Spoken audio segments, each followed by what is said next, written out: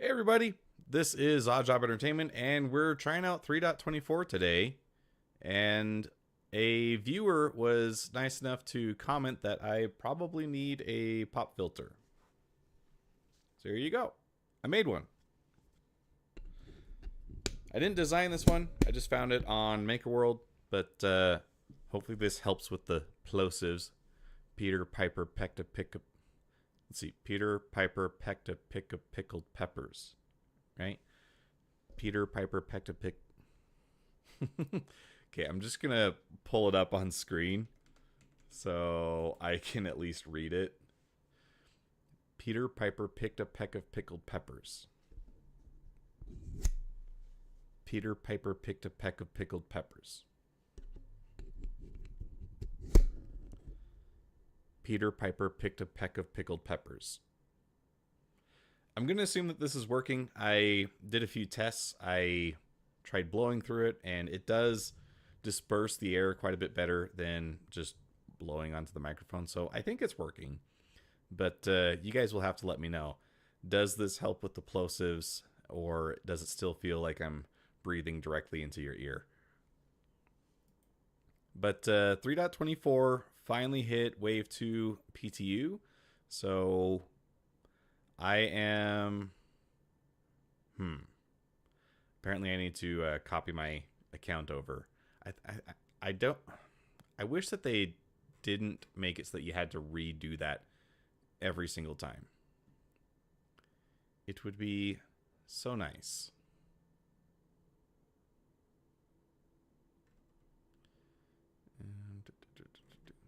And then when you actually click the button that it tells you to go to copy your account over, it doesn't take you to a helpful page. It takes you to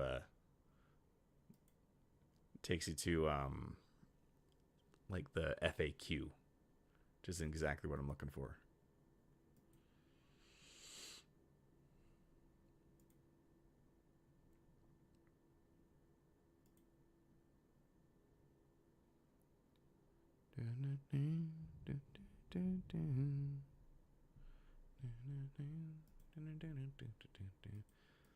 Sorry, I have to do this part kind of off screen because I don't want to show any incriminating information. Okay, good. Wartime CEO says that the microphone sounds good. Perfect. And that also gives me the assurance that you guys can actually hear me, which is also good.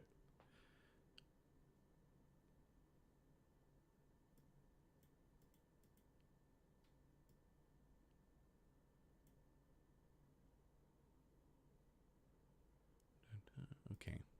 So now I should be able to launch the game.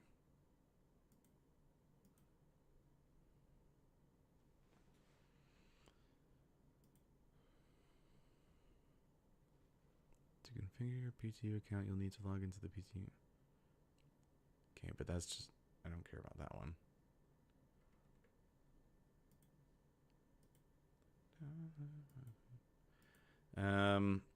You guys know the song, what is it, Jungle Nights, or I think it's called Jungle Night, by Baltimora. That is stuck in my head.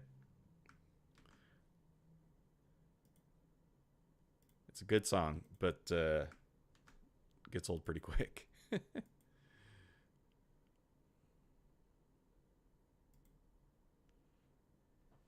All right, it's letting me do the thing. Close out all the incriminating stuff.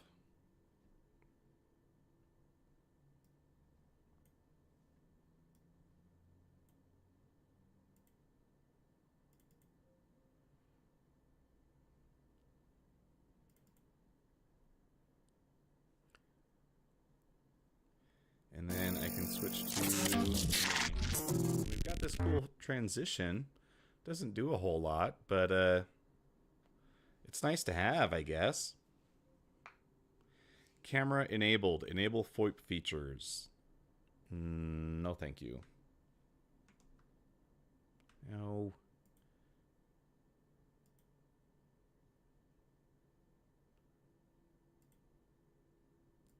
No. I don't want VoIP.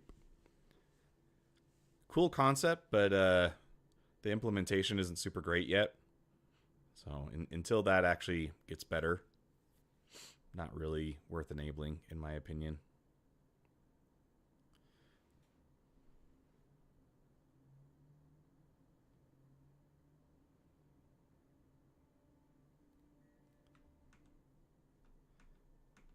You guys should be seeing... Okay, it's always kind of weird because when you're streaming, the YouTube view will get behind where you're at, and so it'll look like I'm still just showing you guys.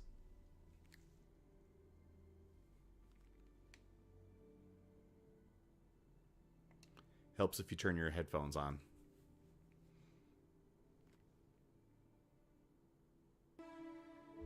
Ah, there we go. Now I'm hearing it through the correct audio. Goodness.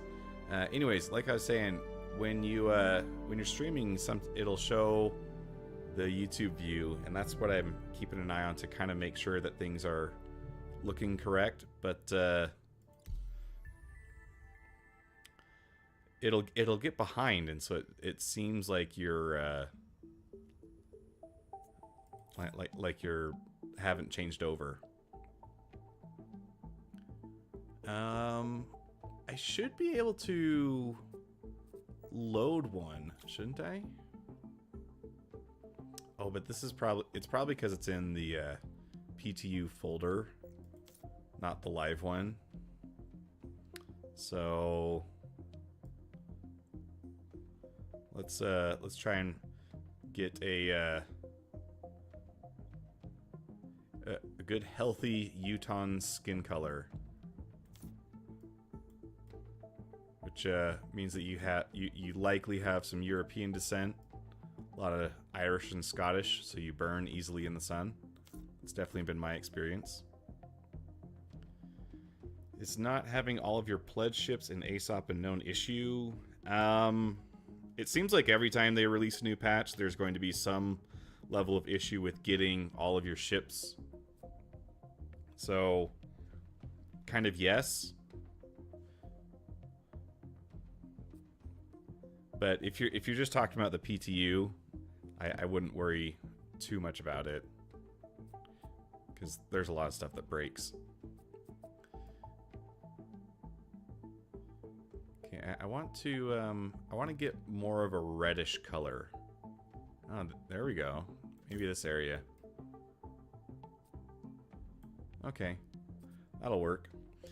I finally want to see the Zeus win CIG win. You and me both, Sarah. I pledged one of those. I'm waiting in the same boat.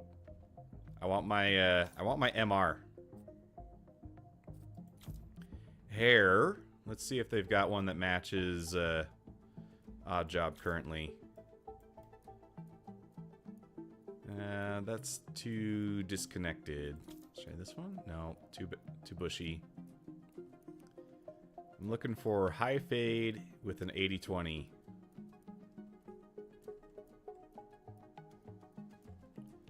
I mean, like this is the high fade part, but I don't have curly hair.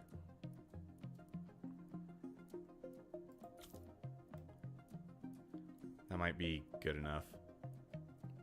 Personally, I don't really like the skin color changer right now. It's still a bit too janky for me, and I'd love to see some dreadlocks being added. They showed dreadlocks at CitizenCon, so I think that's something that we should be getting at some point in the near future. They've been trying to add a lot more hair variety. They used a lot of very careful language to describe it. They didn't want to appear racist in any way, but they were... What was the word they used? Did they say ethnic hairstyles? I don't know. Someone can go rewatch CitizenCon. When they talked about hair, there was like one word that they kept using a lot, and it's like, you kind of know what they're trying to say. They're trying to give people the option to look like themselves, and when you have just a bunch of generic white dude hair, it doesn't really work.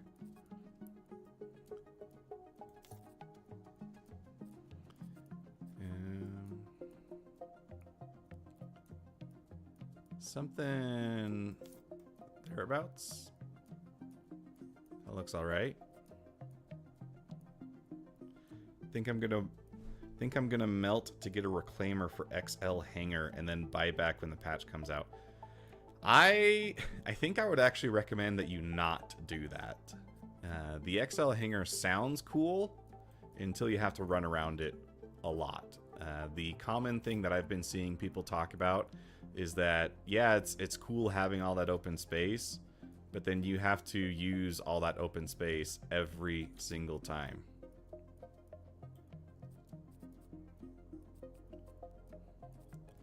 Okay, I'll call that close enough. Kind of looks like a Mediterranean version of Chris Pike? Chris Pike?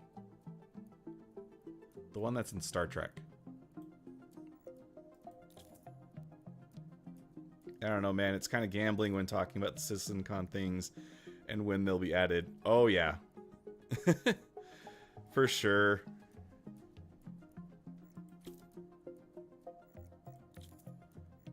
Okay, I want to be done. Where's the button? Okay, review. Here we go. Yes, finalize. Skip that business. We don't need it. And I'm going to set up shop at New Babbage.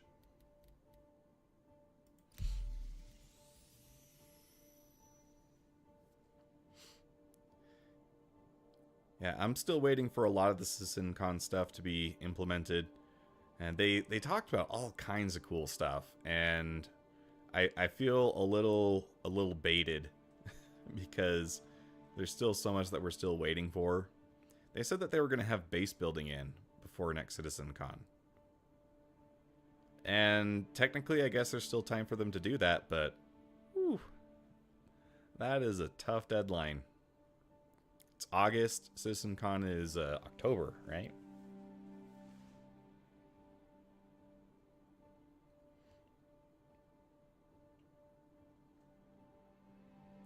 They also said,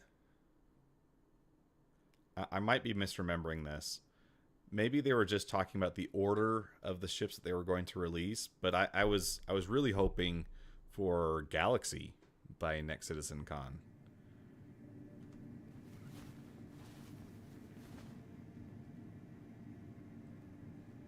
Oh, okay. PTU gotta lower.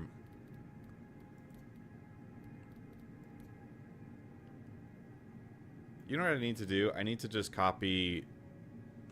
Okay. I should have thought about this before. I don't usually do a lot of PTU testing, so I'm kind of learning how this works. But I'm gonna copy my keybind folder over to the PTU. That way I don't have to struggle so much.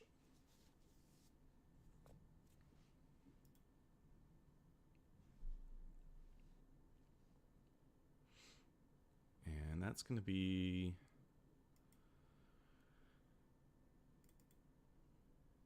You guys will understand if I'm not showing you my file explorer, right?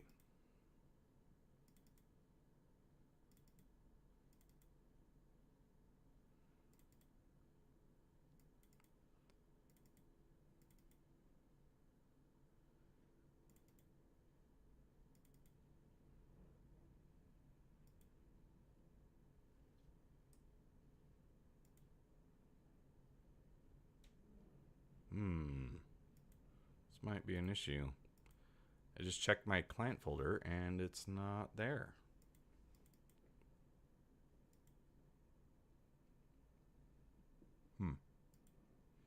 Okay. Guess we're just gonna roll with it.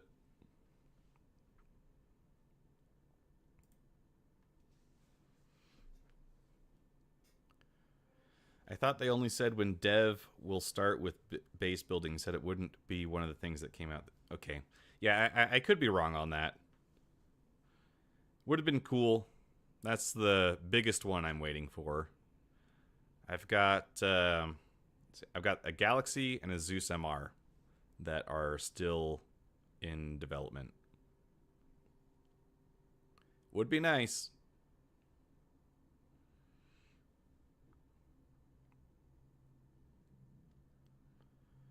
Yes, I want to see the galaxy so bad, my first love. Sadly, they probably will repeat the promises and soon TM cycle till this game either dies or they learn to make reachable goals. Where's the optimism, Saro? This game's going to come out. The only question that I have is, will we have AI takeover or 1.0? What do you guys think is going to come first?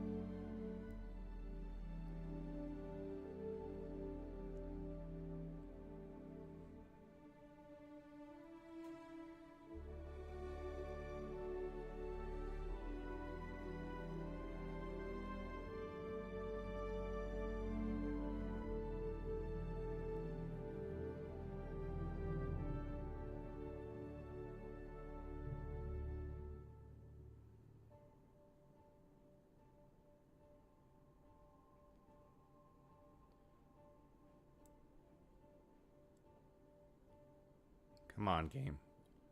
We can do it. I believe in you. It's not the question if it comes out, but how.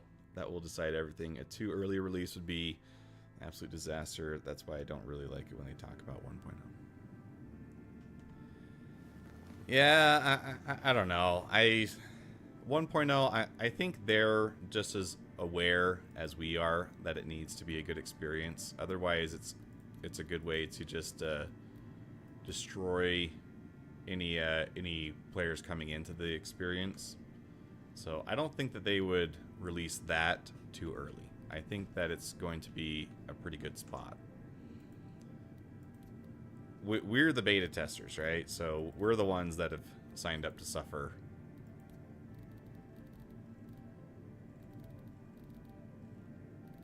I'm going to have to do some basic profile setting up. Well, let's get some kit on.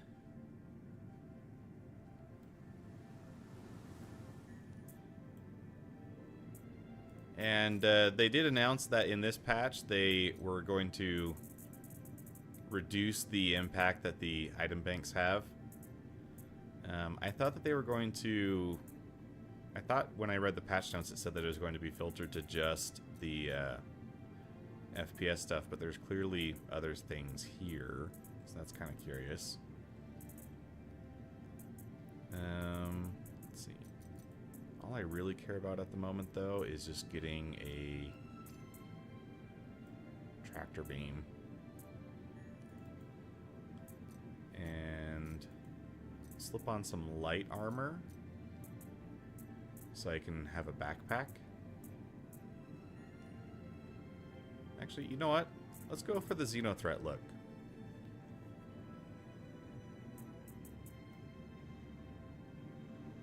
We did the work to earn this.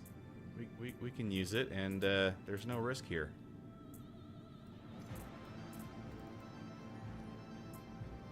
Where's the arms?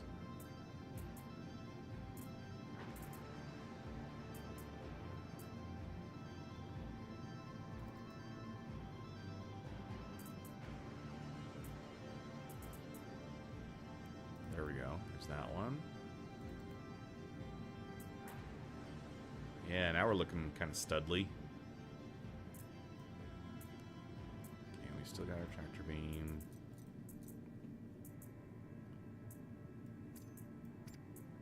Grab one of those.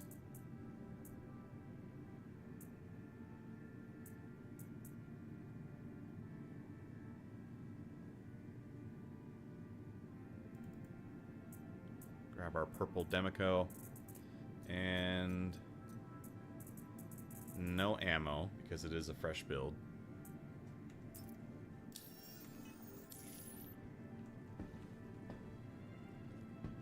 So that is, I think, much better than the experience I've seen others having with the other UI. It would still be nice to have it be on the screen because that is more diegetic and feels more involved, but in the meantime, this is a nice compromise. You still have the limitation that you can't just access it everywhere. Right? Like, I only brings up my backpack, so I don't have full access to everything.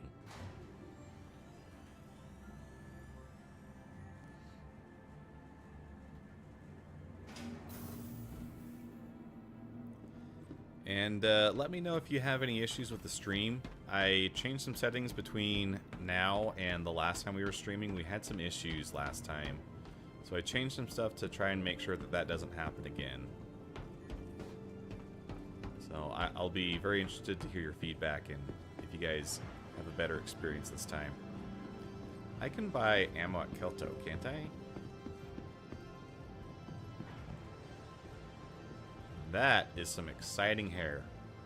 Looks like it's glowing.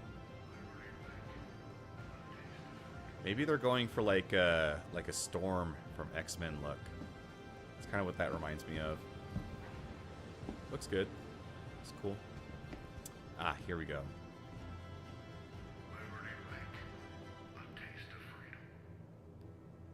Oh. Well, this terminal is bugged. Okay, here's another one. Let's try this one. That is some bright UI. Whew. Going blind. Here we go. Attachments. I want something they don't have here. They really don't have any ammo? Where would you... I guess I have to go to the commons for that, huh? Okay, well, can I get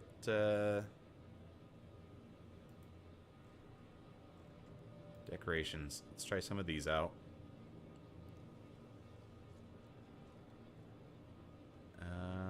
Here we go. RSI.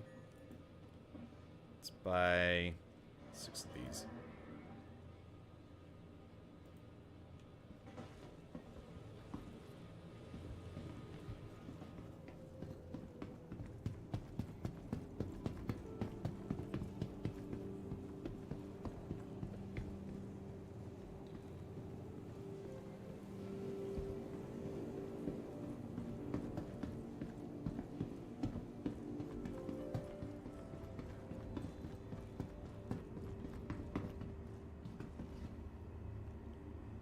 This one goes to the commons, so I want this one.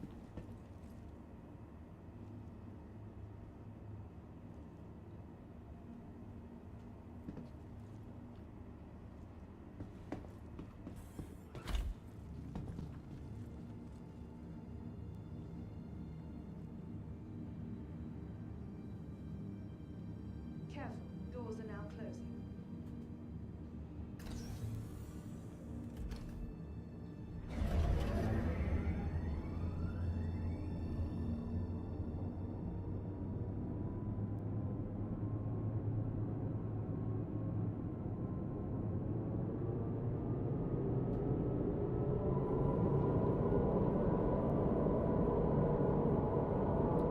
Game seems to be running pretty smoothly at the moment. It's always kind of tough to tell what that really means in the PTU environment just because it can be very different compared to the live experience. How many players are on my server is the other question.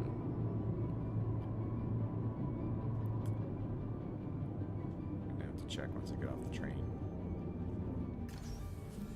That was probably one of the smoother train rides I've had. Nope. The cap. Not yet.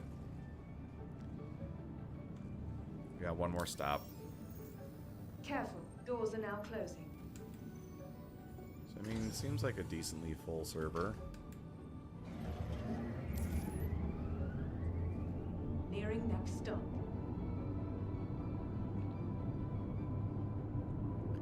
I think if if they have the narrator for this one, they should have it say the next stop. The capsule Just will looked be at leaving the CitizenCon station. 2023 again, and yes, they showed dreadlocks. Just a question of when. Yep. So, and Twitch, doesn't she have dreadlocks?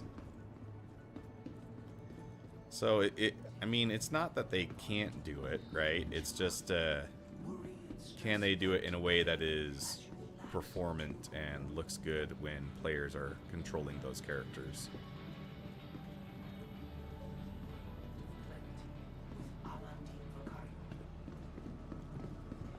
Twitch is the mission giver in ArcCorp, by the way. Just in case anyone watching didn't know.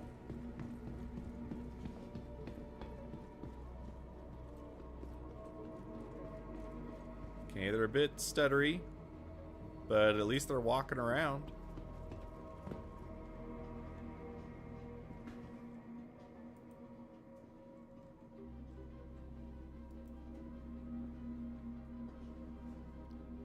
Okay, not at this one then, but I'm sure I can get it. Excuse you. Get out of my way. I'm sure I can get it at this other store.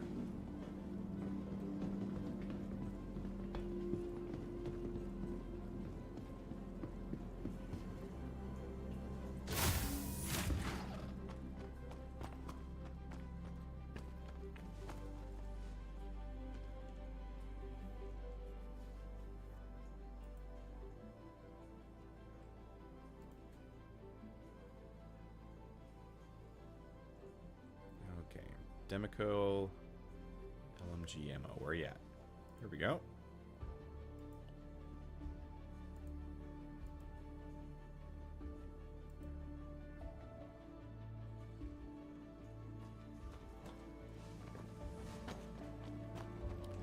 I need to check some in-game settings because those probably did not carry over.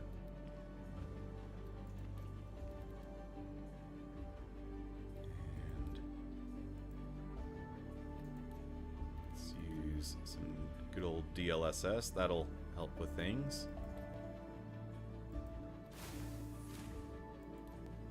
And it would make, yeah. So I'm just gonna leave it on Direct3D 11. It'd be cool if they would let you change this before you load into the game.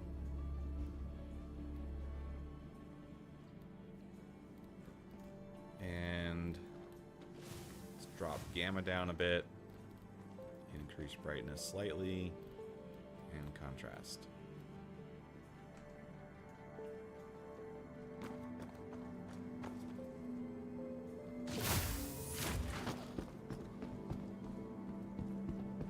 Okay, I think that's doing some work for me. I think that smooths out a lot of the 1% lows that I'll get.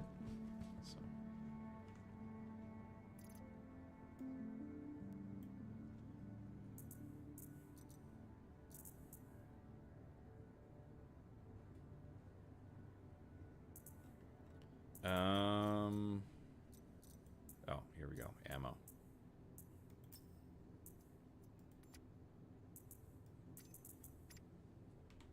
There we are. Oh. Do I have a med gun?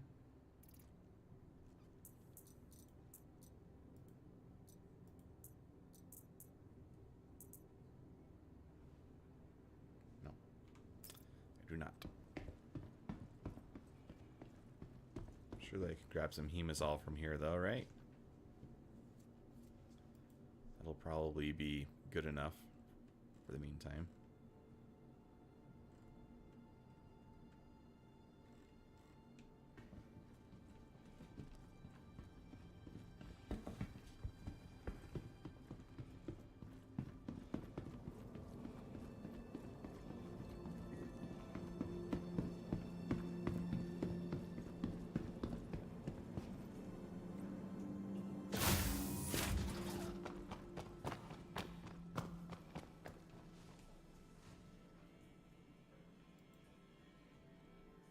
Consumables, here we go.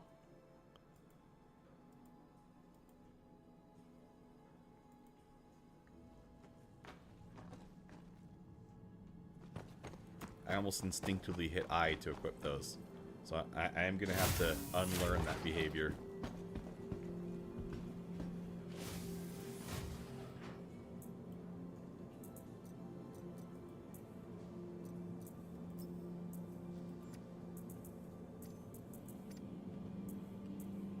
And we should probably take that with us too. Okay, I think I'm kitted out the way that I want to be now. So let's head to the spaceport.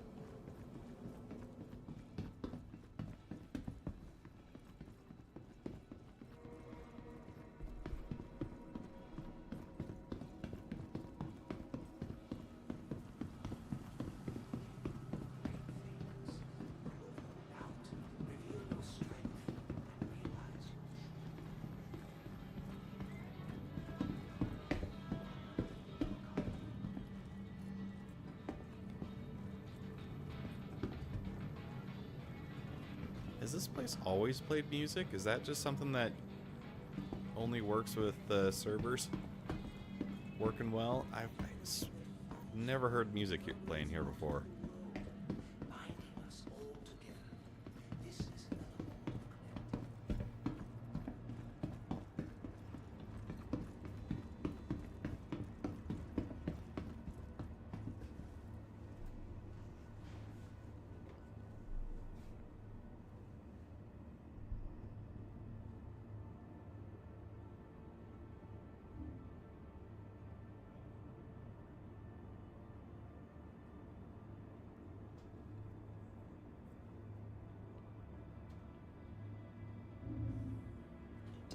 Stand clear.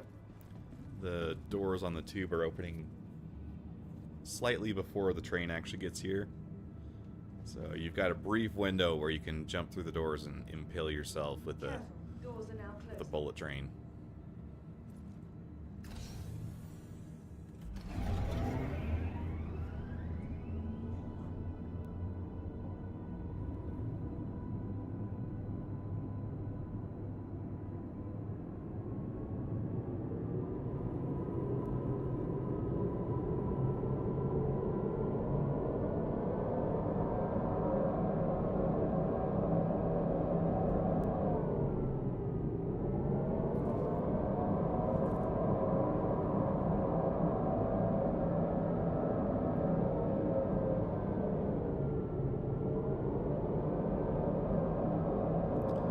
So what do people have got going on today? Saturday, it's weekend. Anybody doing anything fun? I'm probably going to be doing this for 4 hours, and then I'll probably hop off. Nearing next stop.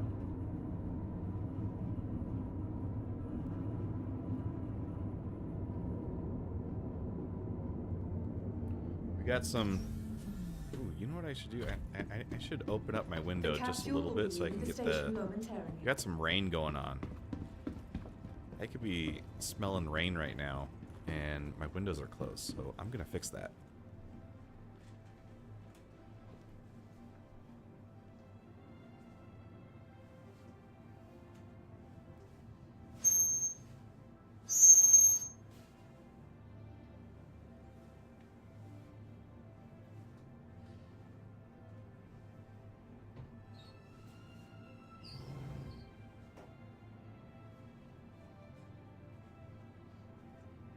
There we go.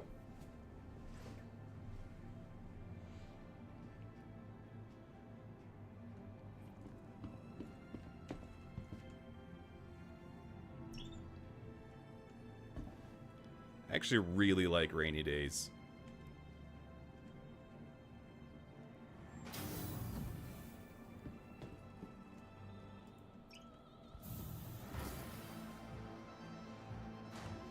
I watched a video recently that actually talked about how humans are uniquely adapted to be able to smell rain.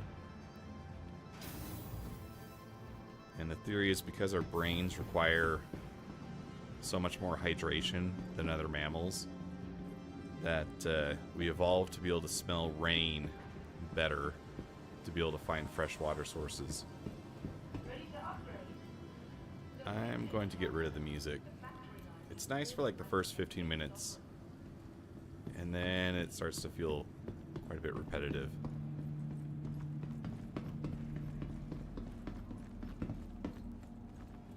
Remember, your belongings belong to you. Keep a careful watch on all personal items. Okay. So, my understanding is I don't need to use this one. That if I want the full hangar experience, I need to just go to my hangar. Please use one of the conveniently located terminals.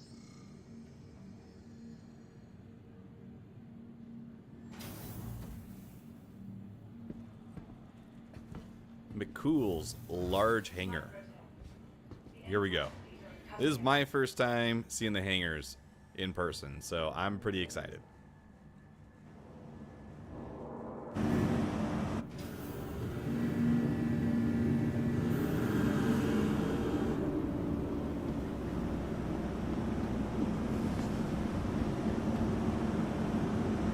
So this is what you get with anything carrot sized.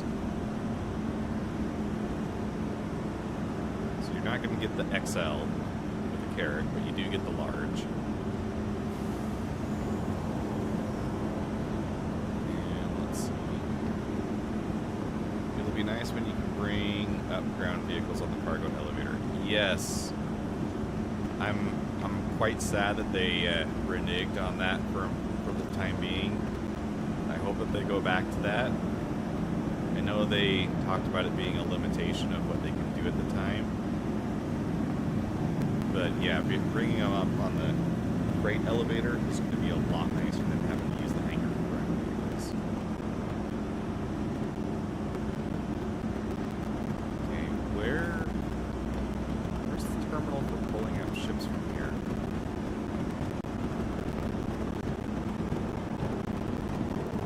Because I don't think this kiosk is. I think this is just for. Oh, it's next to it. Okay.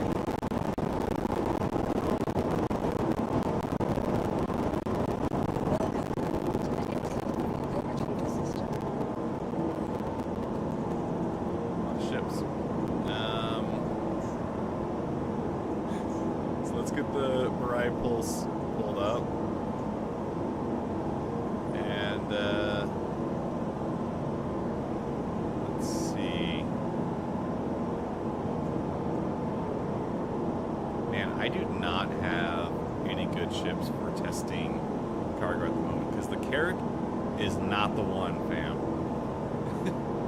You can't get any SCU containers through the front. But let's deliver these ground vehicles. We'll try that part out. Okay. Thank you for letting me know, McKinney. I will fix that for you. I was feeling like this is kind of loud. Oh, I'm not sure which one that responds to though. Give me just a second.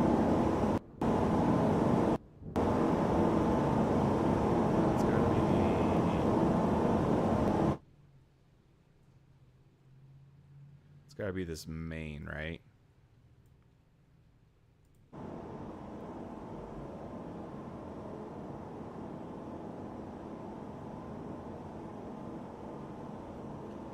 Okay. Is that better?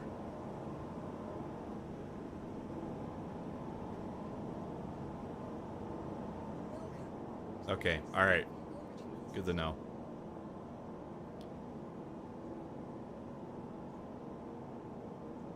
Oh, I've got a hover quad. I can request that one too. And Grey Cat BTV.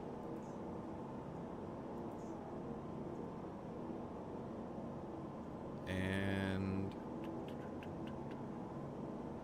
what ship do I want to fly for the time being? I want something that can fit a vehicle, which with the Mirai Pulse, basically everything can. The Carrack, it's just not great for doing cargo, and that's what I want to test. So I guess we'll go with the Cutlass Blue.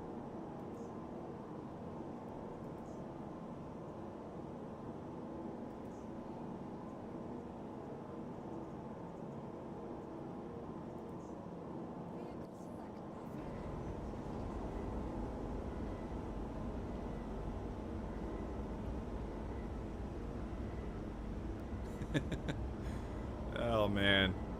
So we've got the large hangar going down to go get my Mariah Pulse.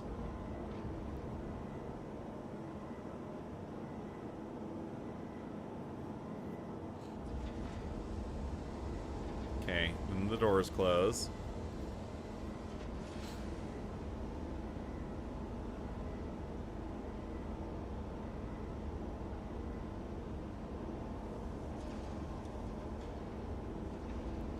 Lights come back on.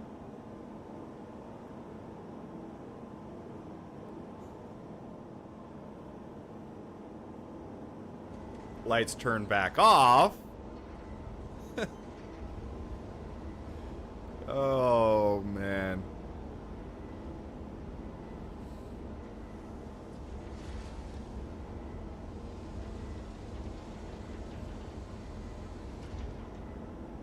There it is. There it is. Oh, nope. Is it gone? Did we just lose it?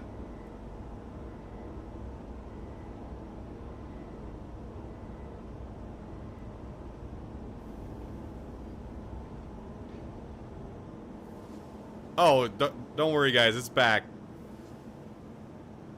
Phase through the floor. Oh, man.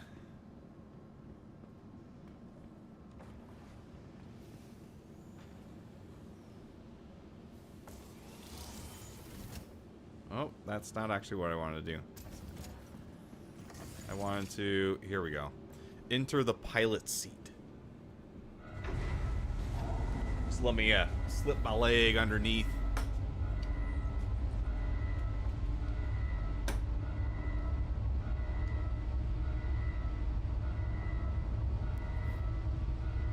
Come on.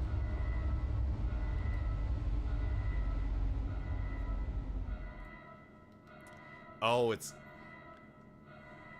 because I don't have my keybind set up. Dang it.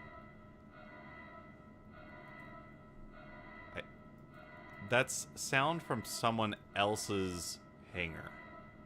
That is very annoying.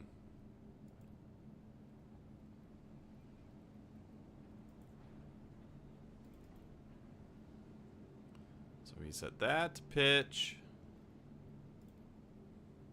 Yaw is this. That's going to be rotation axis.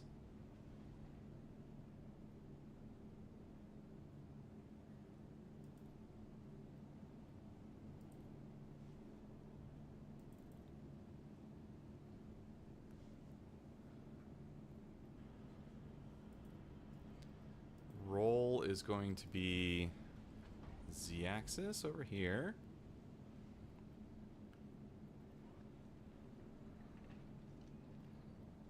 Oh, that's right. Pitch needs to be the y. Yes, it's fine. Stop bugging me. Strafe left, right. Oh, which one is it?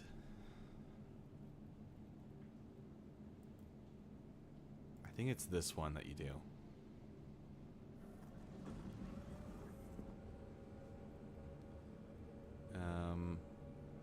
Roll, we got that one. Strafe up and down.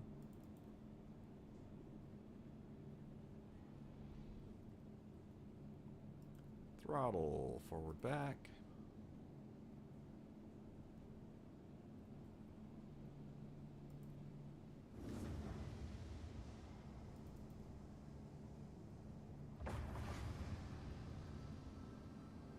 I'm hearing hangar sounds in the background. It's getting me nervous, but there shouldn't be anything going on. I'm not going to go through and bind every button because I'm really just doing cargo today, so I don't really care to hear, or I don't really care to do all the combat settings.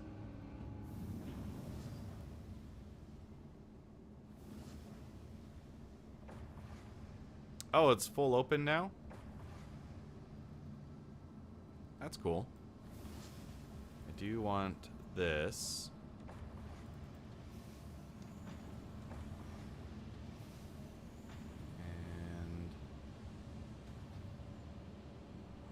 Where's the flight ready button?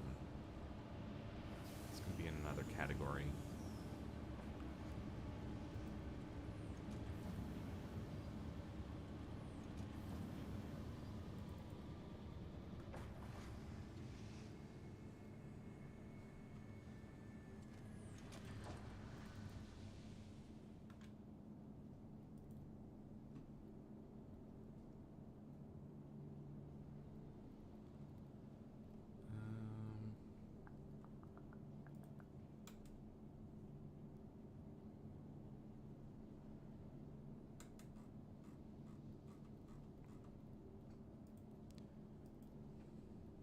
Here we go. Flight ready.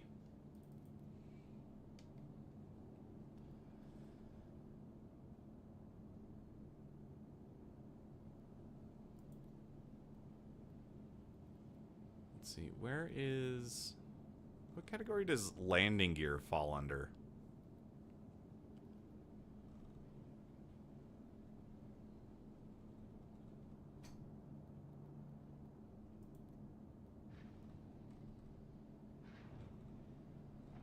Maybe that's, with what Schlag is saying, maybe that's why things were so weird with the sound, like just super loud. Oh, come on. Ooh, there we go. And of course we got to,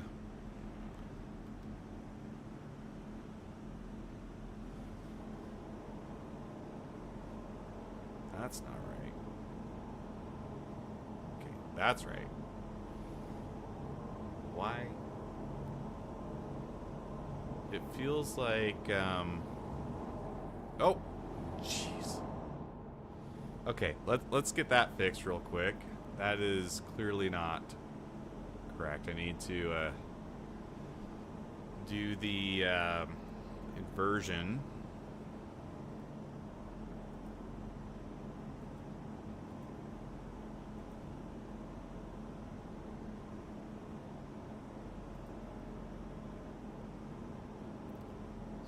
Here, I'll also change it.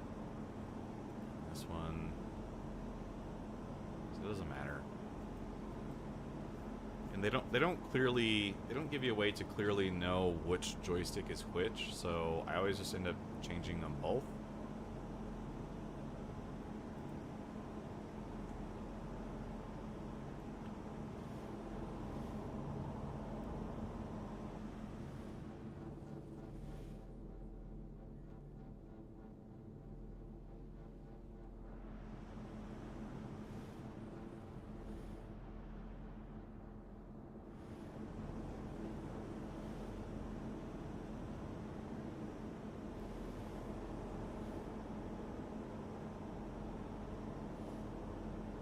Okay. See, I think what's going on, I'm having some weirdness. It feels like things are extra sensitive. But I think it's just the slight movement of the joystick, so I might need to change the dead zone just a little bit. But maybe it's not too much of an issue. But we got our Mirai up. See, so that's... Yeah. So you have 2 freight elevators?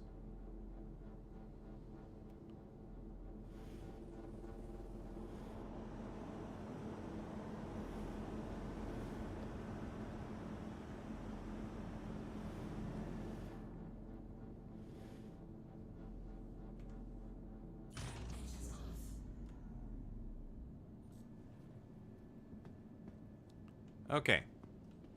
So we got our little Mirai.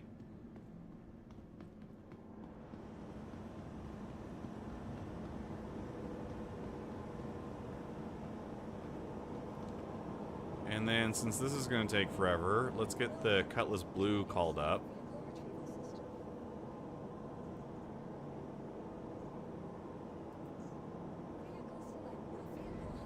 I was initially thinking I wanted to pull up all my ground vehicles, but I don't think it's going to be worth it for doing PTU play today, because it's going to do this animation for every single thing I want to pull up. I'll leave it up to you guys. Is that what you want to see? Do you want to see the freight elevator or the hangar elevator go up and down, up and down, up and down? Is that what we want?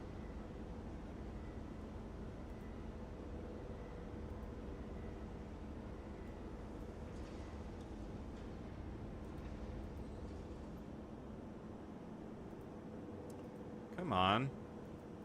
Am I doing this?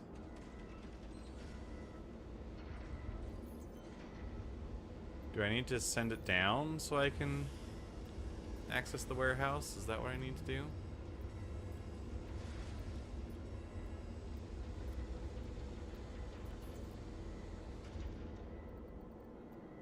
Okay, seems like yes.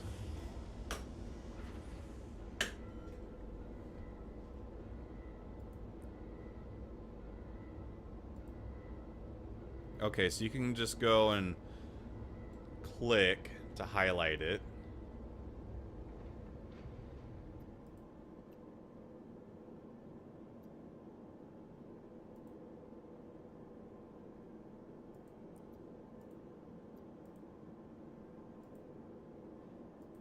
These are the gold trophies I got for getting 10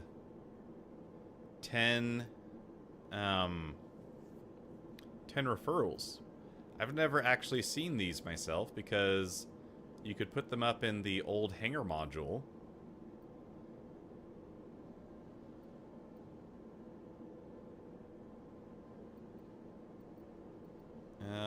Okay, where do I find those chairs that I had?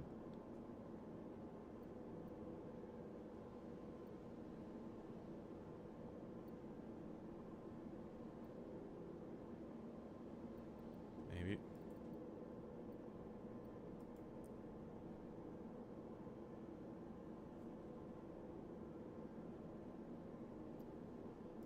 Oh, we've got...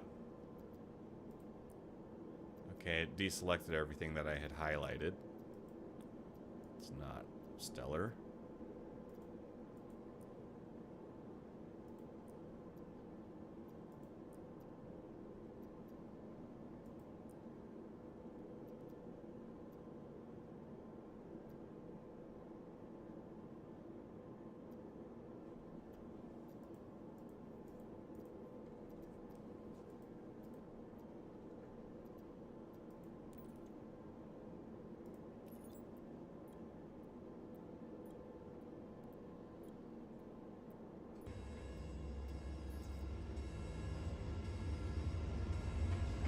See, that's nice.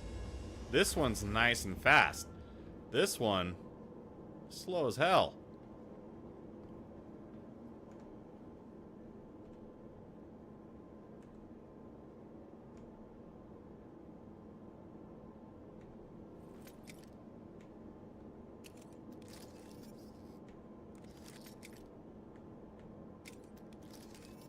Oh, come on.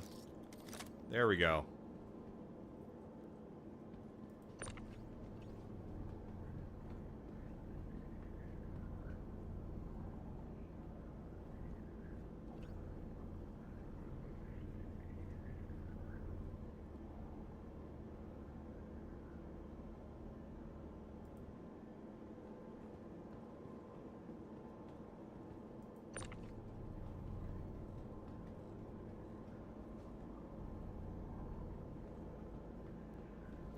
And if they stick to it, you'll be able to use the fast one for... Yeah. Yeah, it would be a much better experience if they just make that change.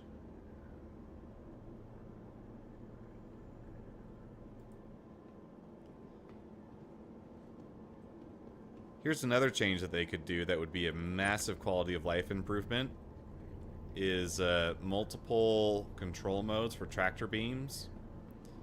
Like for the pistol, I think it makes sense that you have just this beam going out from your gun, right? But when you are, and I actually made a video talking about this, but when you are using the ship tractor beams, you're stuck with that one perspective. So they need to make it much more like a crane operator.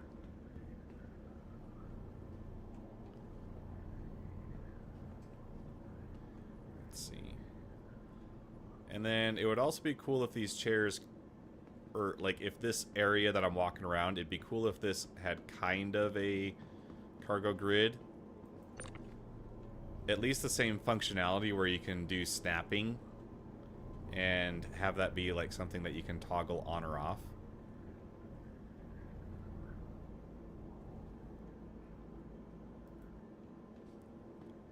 Because this is basically like our mini forge mode, right?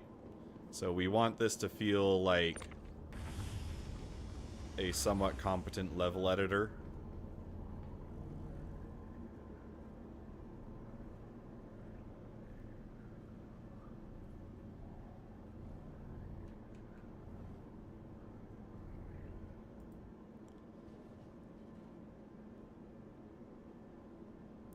Whoops. That was not what I wanted to do.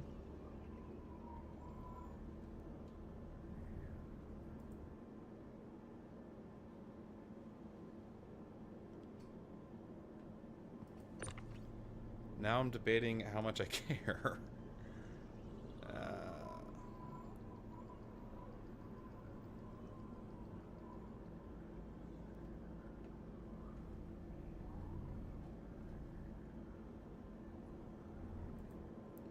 I don't think I care that much.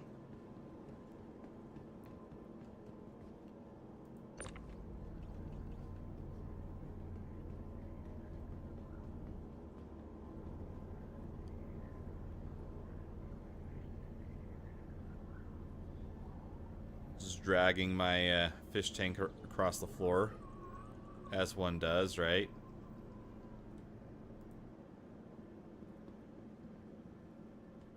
Where's that Blair guy? He's on this side, isn't he? So...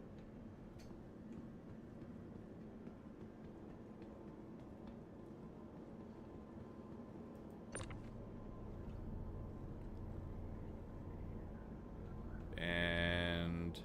Okay, this looks like it's a display case, right?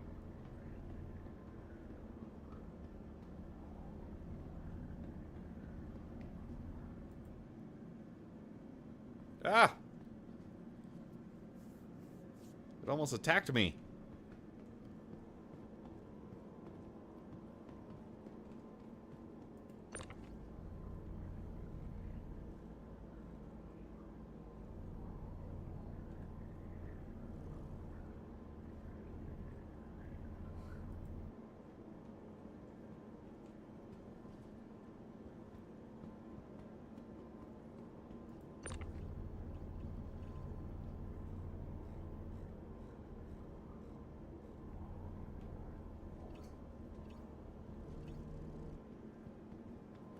Oh, I lost it. Where'd it go?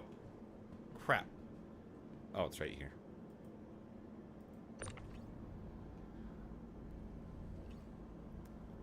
Alright, you can sit there, Mr.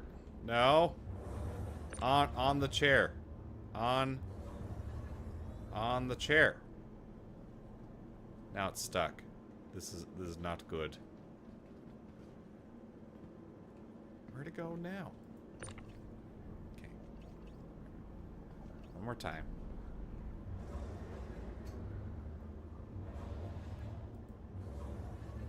There. Good luck trying to get him to, like, sit up straight. That's not gonna happen.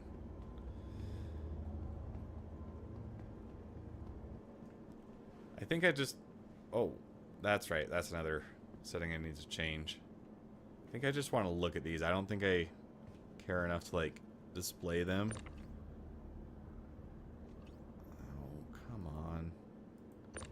Not that I even can, so that's cool.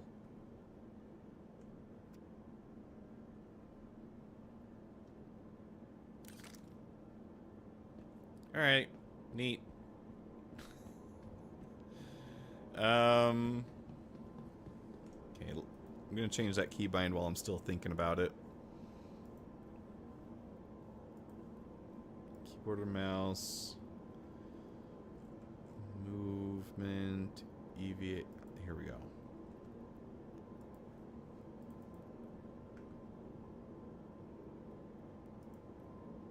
And then will set prone to C. I don't know why they had it set up that way. That's basically the reverse of most of the FPS games I play. Because you're going to be crouching a lot more than you're going to be proning.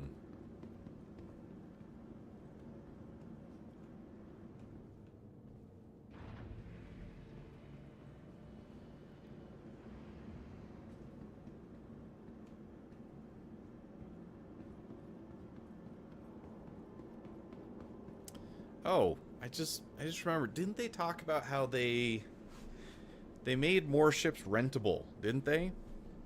So I don't actually need to use the Cutlass Blue. I can get something that doesn't suck for cargo, and I don't have to use the Carrack. I just need to put this back. Welcome to the ASOP vehicle retrieval system. Please visit us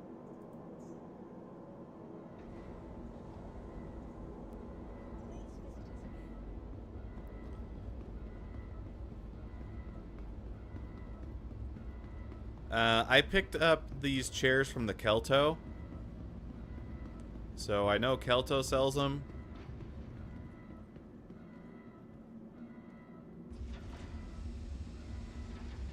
Oh, I could have used this ASOP terminal, huh?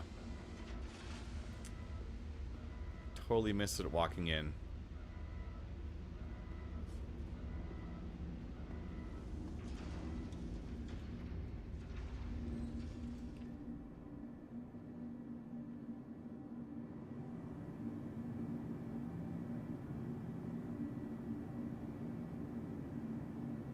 I also should go and buy some cargo. I'll do that after the elevator, though. No, no, no, no, no! Oh, open back up!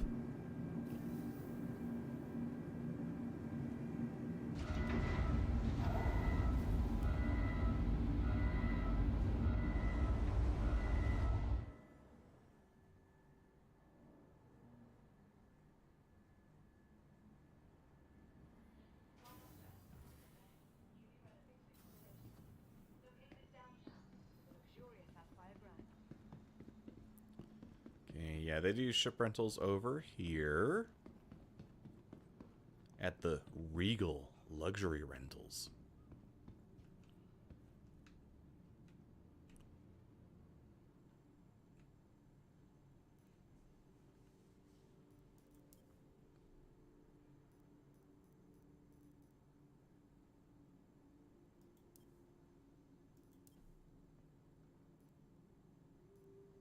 I guess I could go with the Andromeda.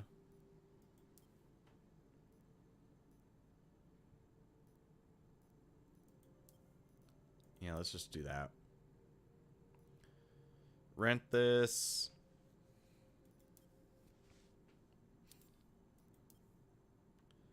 And so I've got, what is that, 68, I think it is? Or 96? Ooh, that was some bad frames. Remember, your belongings belong to you. Keep a careful watch on all personal items.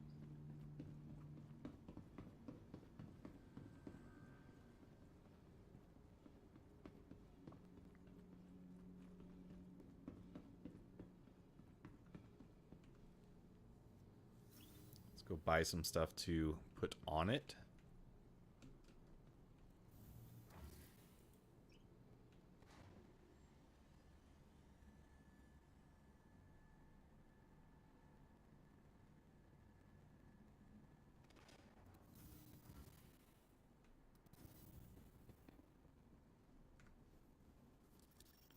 Or, actually, I can just do the contracts, can't I? Hauling. Here we go.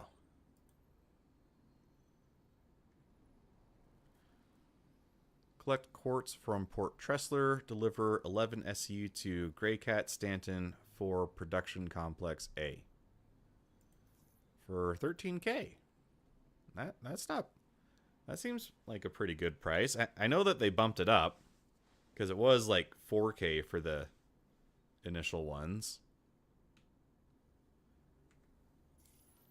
Okay, so I don't actually need to...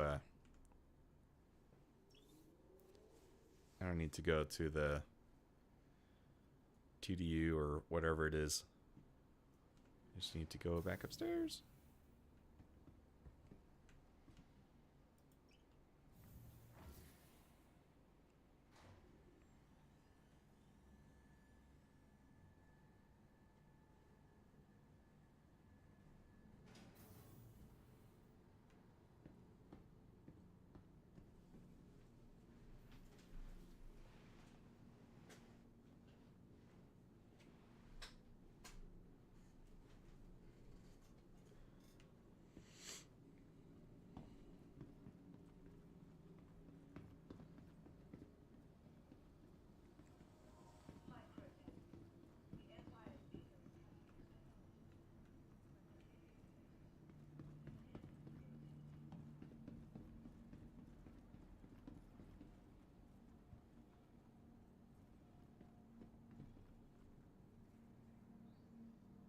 From the best in shopping, dining, and entertainment, be sure to visit New Babbage's renowned promenade.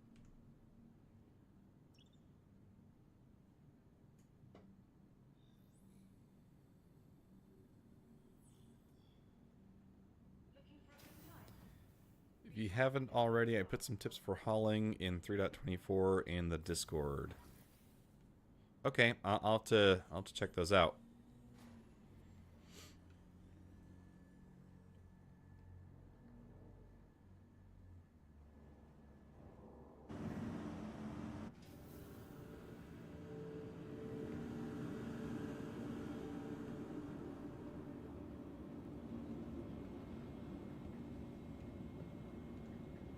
Welcome to the ASOC Vehicle Retrieval System. RSI Andromeda. Deliver.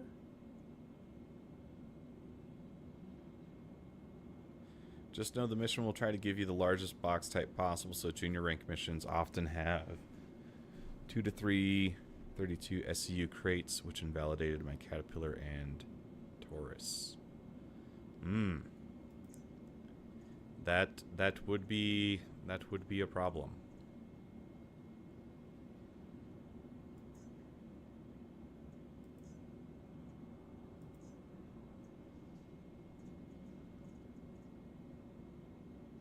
Okay, what's the deal here?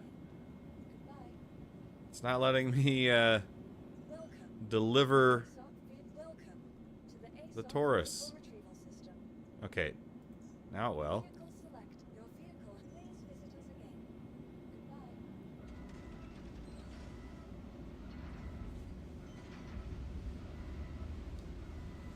Member rank missions are better as they introduce multi-commodity trading, so often the biggest box you get is 16 SCU.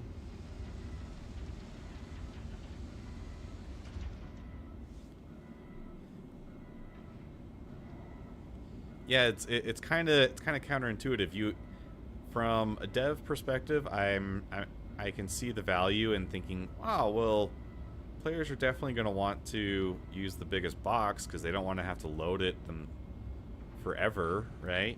But that that kind of ignores the way that their game is set up.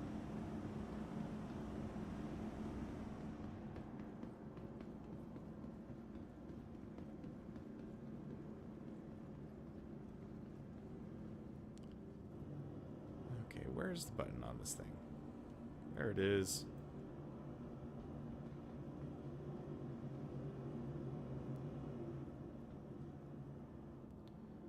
Let's go grab the Mirai Pulse.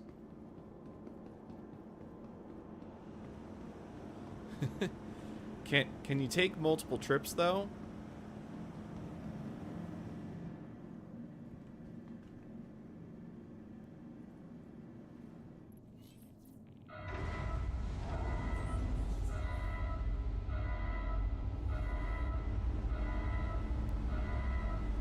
Ooh.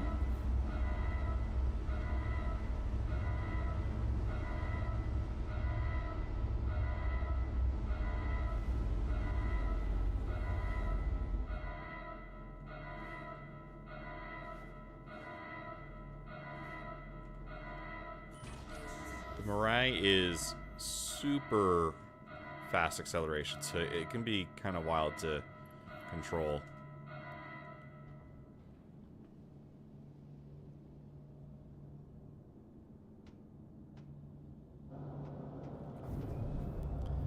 Yep, that's terrifying.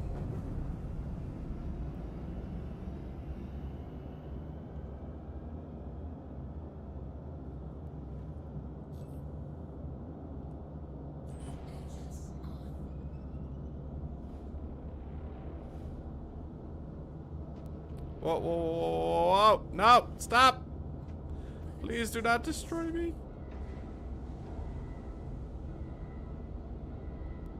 Oh my gosh.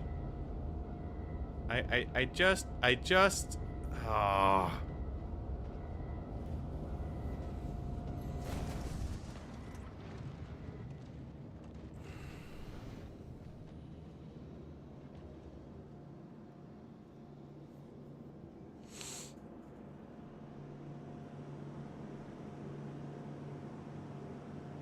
I'm not gonna cry.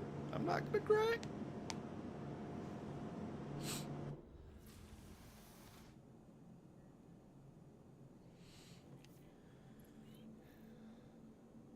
Yeah, they need to let us select how many of each size. That would be better. Plus, Caterpillar can't hold 32 SU crates without risking explosions. Yeah. So, I mean, like, some ships are still out. Like, just completely. But, like, the Raft, it can do the 32s. It's just getting that little bit extra is obnoxious.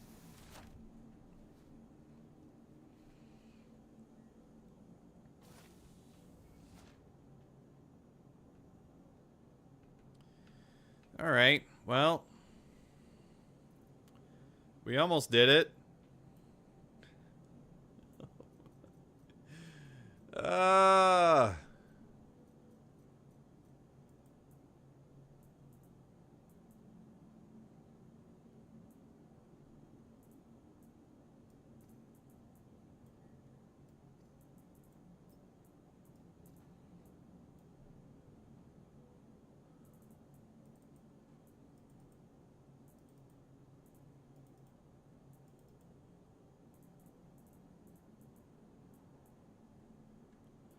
Okay. At least we were able to get our loadout back quickly.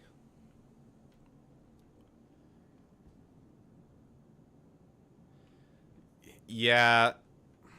Honestly, the wheeled vehicle's probably the route to go. You just saw what happened with the pulse. It can be pretty risky.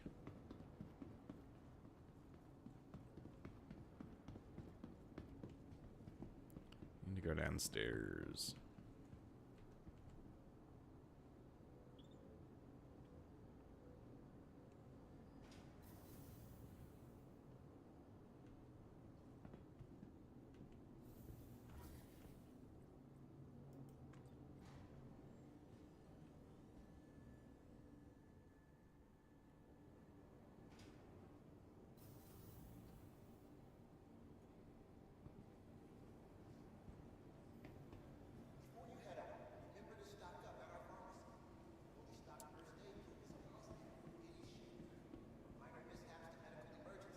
It's to be expected with the PTU that servers die a lot faster. I can definitely tell my performance is getting worse.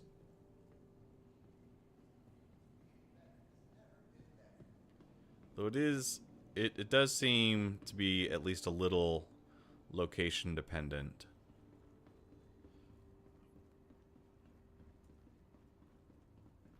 Made it. Cool.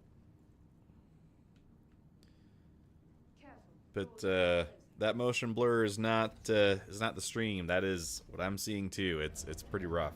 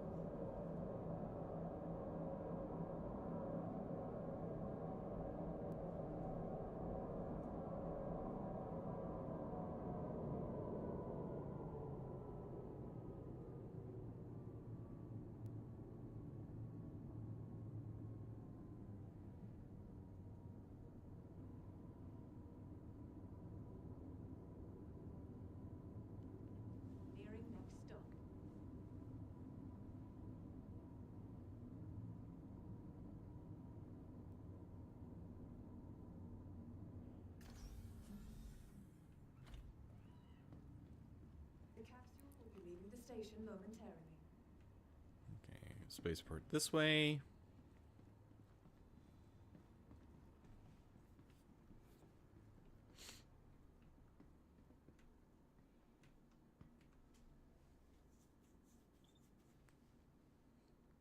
On the gameplay side, I don't know if it doesn't get better, I might have to call it at like the 2 hour mark because I'm getting a little motion sick with how much frame buffering I'm seeing.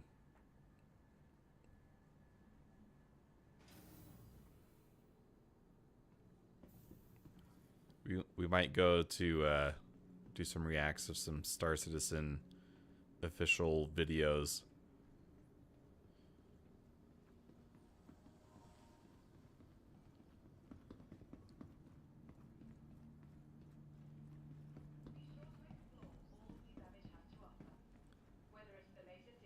I'm gonna try and just get off New Babbage though, because this might get better if I get away from New Babbage. Welcome to the ASOC vehicle retrieval system. So let's just grab this. Please use one of the conveniently located terminals. Vehicle selected. Your vehicle has been delivered to the following. Please visit us. It still gives the dialogue your ship will be waiting at, and it's like, ooh, I wonder where it's gonna send it. Located downtown, with a luxurious sapphire ground.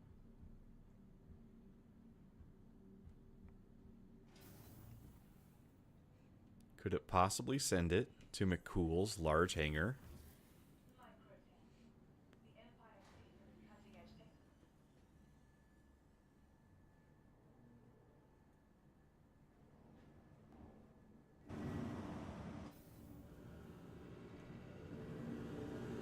But here's a cool detail. If you do it that way, you can skip the loading animation.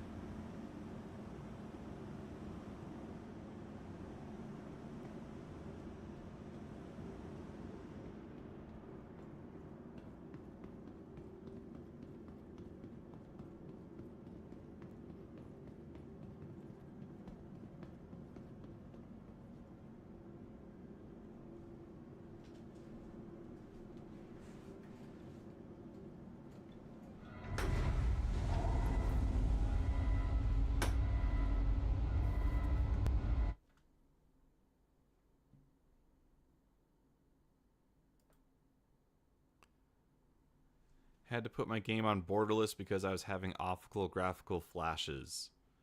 Are you talking about like the frame stutter that I'm seeing? Will that fix it? Okay, default keybind is Alt-N.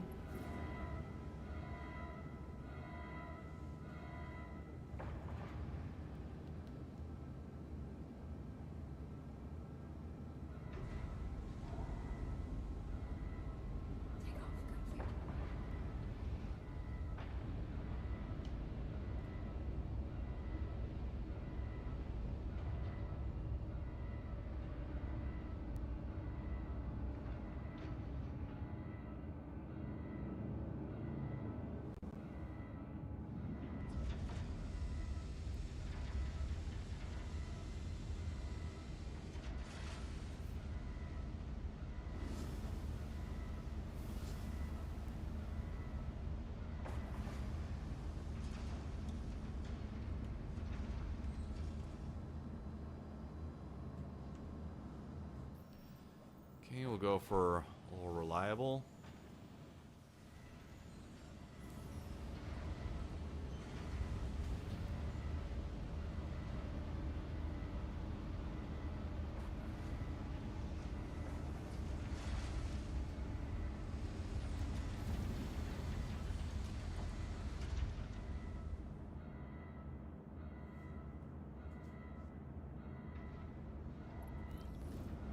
Oh, okay. All right. Okay. So I think I did do the right keybind before, but you do have to wait for the gateway to open. We're sorry. You've exceeded the allotted time to depart. We will have to return your ship to storage. No. Don't you return me to storage. I'm gone. I need to set my keybind for landing gear because I forgot to do that. But I'm out of here. Don't hurt me like that.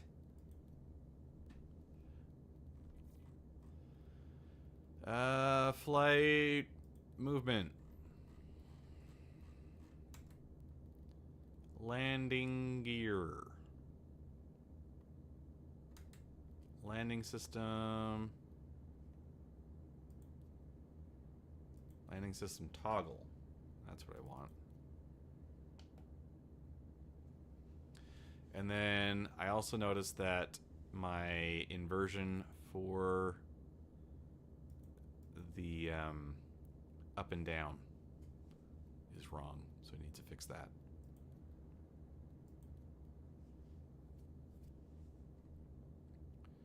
Flight strafe up, down. Fix that.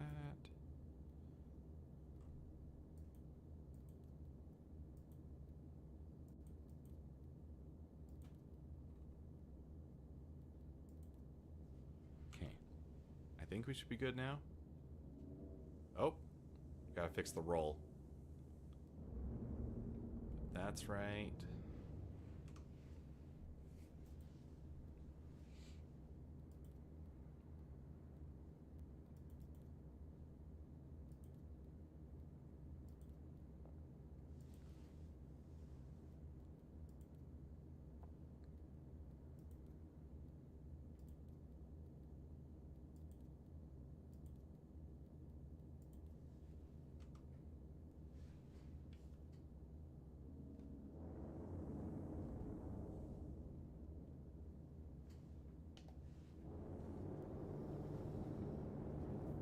Landing gear raised. All right, cool.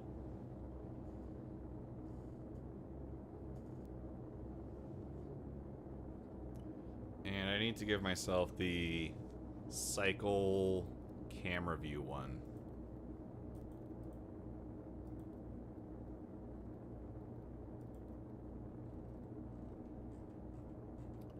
Is it gonna be? It's probably view, right?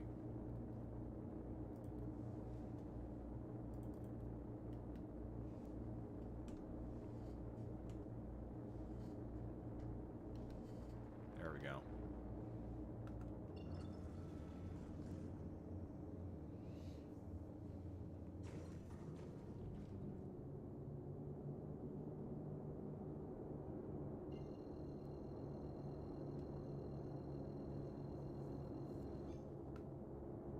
Quantum drive is now on. Quantum drive is now on. Hey, Steltech, how you doing? Been a while since I seen you in chat, man. Welcome back. Good to see you.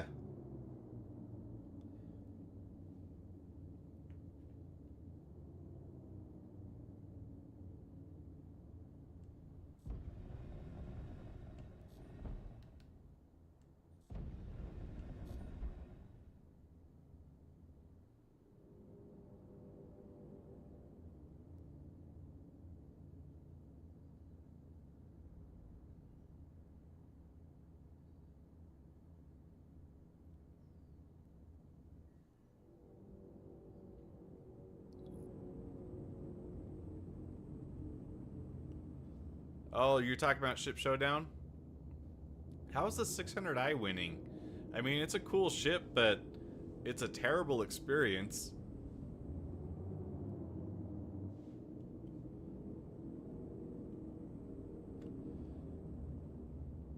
Between the 890 and the 600, I do think the 890 is better. But I've got my money on the Vulture right now. Schlag did a really cool DIY scratch build of the Vulture, and he's now abandoned it so that I'm now the only one supporting it, which kind of hurts. Please proceed to assigned landing bay. Yeah, the 600 die is no bueno.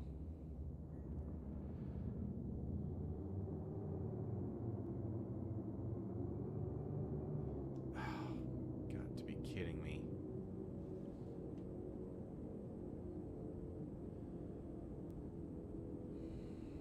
We're getting stopped. That guy almost hit me. And he super overshot. Now I gotta wait for him to come back.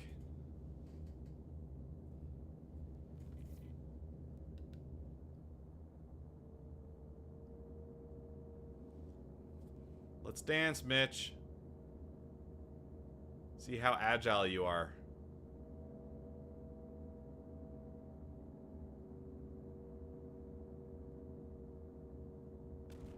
Got him. Do you guys see that? Where'd he go? Where'd he go? I heard him smack. I should see floating police parts somewhere.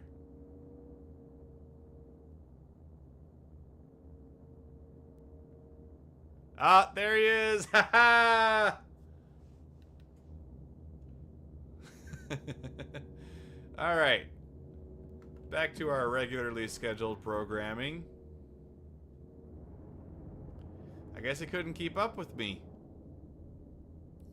I'm sorry. Due to inactivity, we have been forced to assign your landing zone to another customer. You guys stopped me! I'm on my way! Just let me into my hangar. Which one is it? Okay.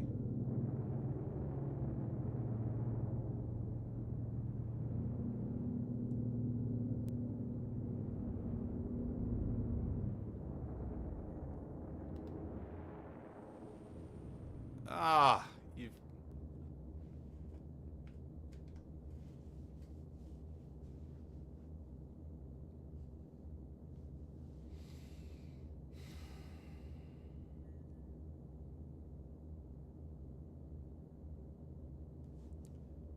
Give me the hanger.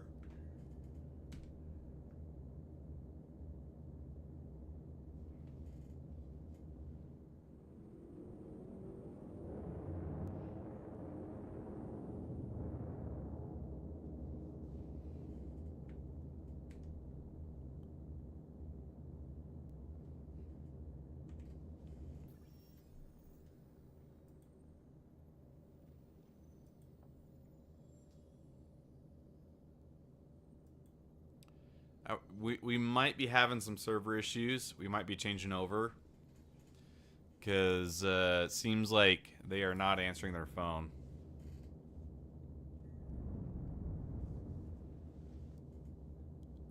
So we'll sit for a minute, see if things magically improve. They might.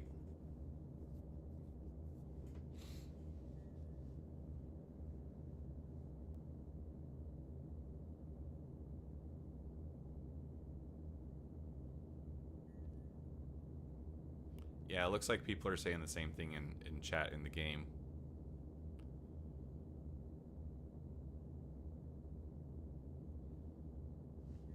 Yeah, so let's hope it recovers. I should get my disp up.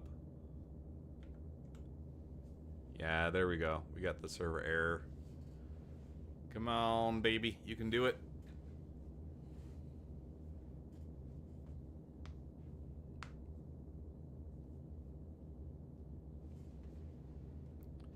Diamond hands. Hold.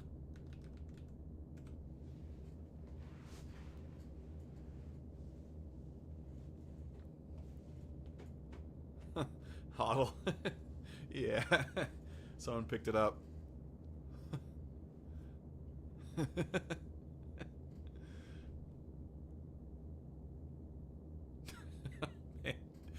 This is like this is the most unironically inspiring chat. Nobody said it would be easy. Let's see if I can get a verse going.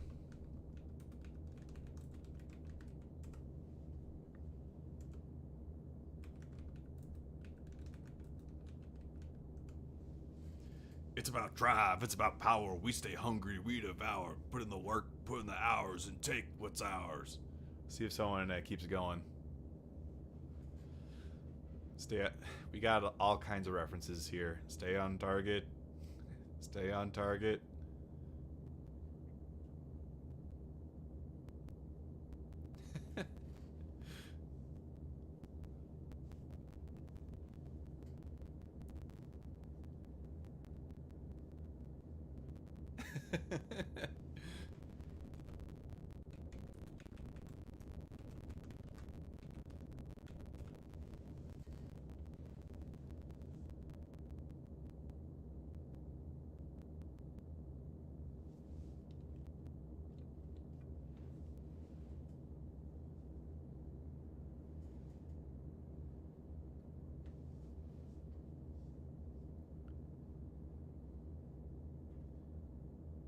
One guy says that they're back, so it's probably is working, because it has to go like player by player, doesn't it? Yeah. All right.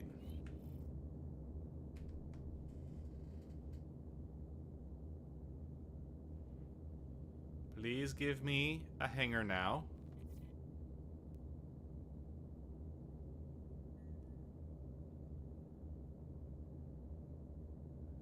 Come on. Hanger, please.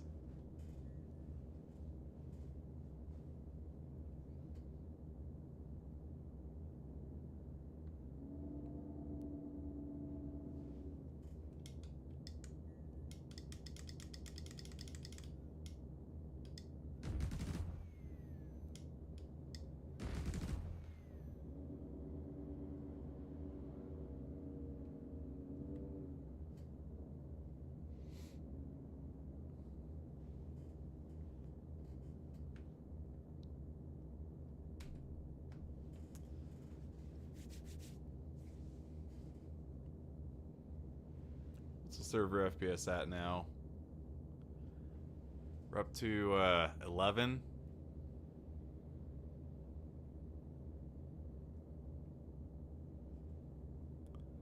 Not good, guys. Can't land. Got any tips? Anybody got any ideas? I'm going to try jumping somewhere else real quick and see if I can. Oh, that's why. All right.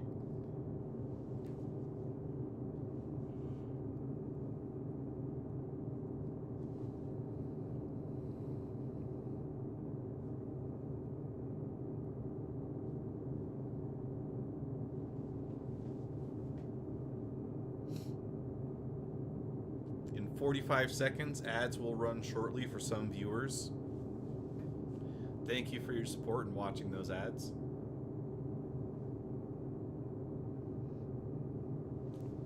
Again, it always looks like a much more important warning sign.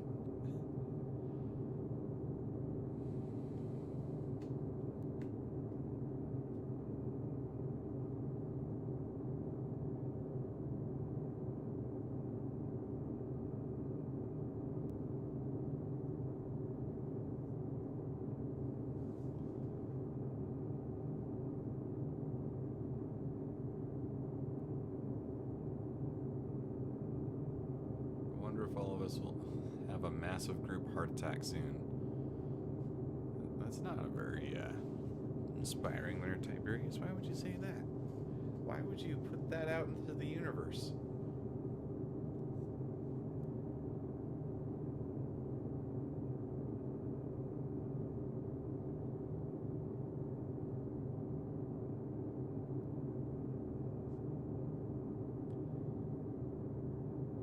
Still a chance it could work. I'm gonna let it go through this. I'm gonna see if it gets better on the next server. If it doesn't, we're gonna restart the game, I guess. I requested a hangar, and if it follows the same logic as the last patch, then it will put me at Port Tressler.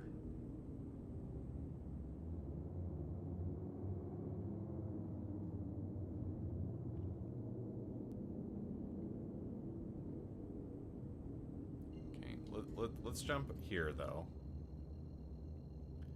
and then we'll come back to Tressler.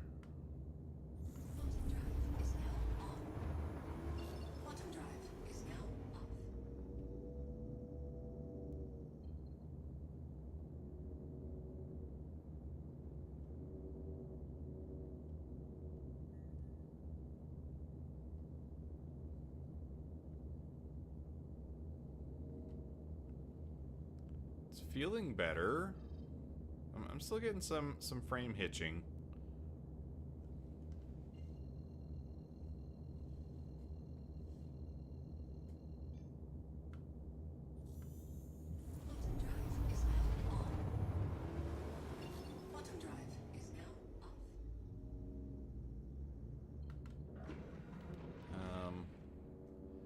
So where is Port Tressler? Because I do not see it.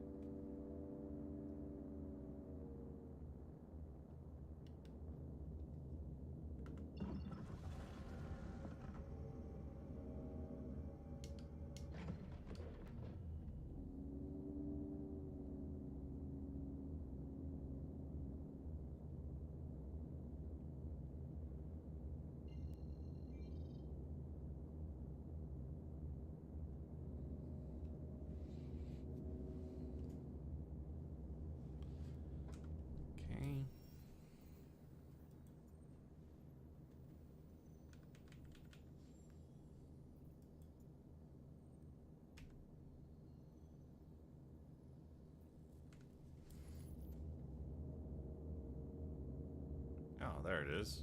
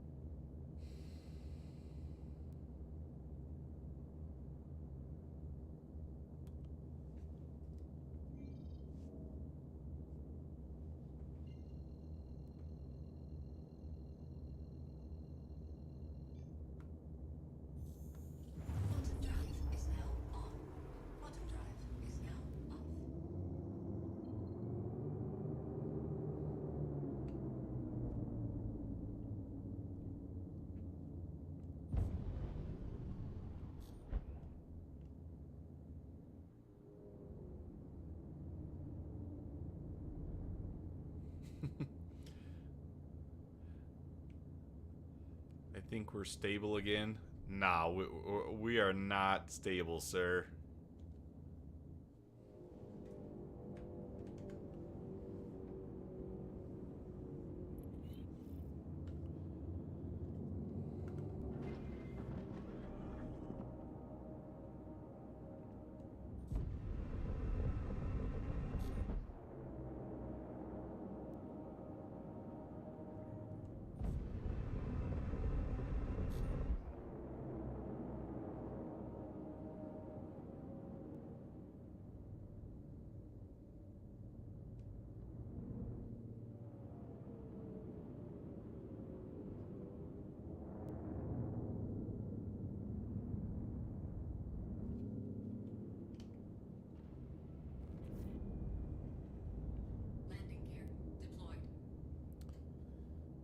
Not my best landing performance ever, but I'm just gonna blame the server performance, because it feels like there is some significant delay between my inputs versus what I'm seeing on screen. And that's my story. I'm sticking to it.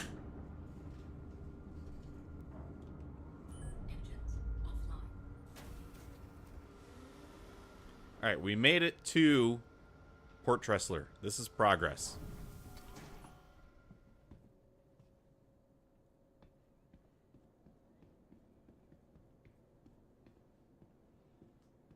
But I am getting some terrible stuttering. This is really rough.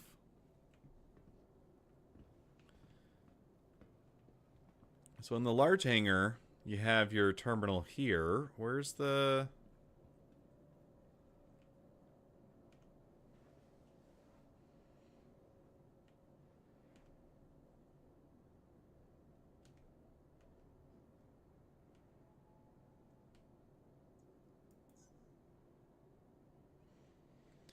I think we might be having another server recovery.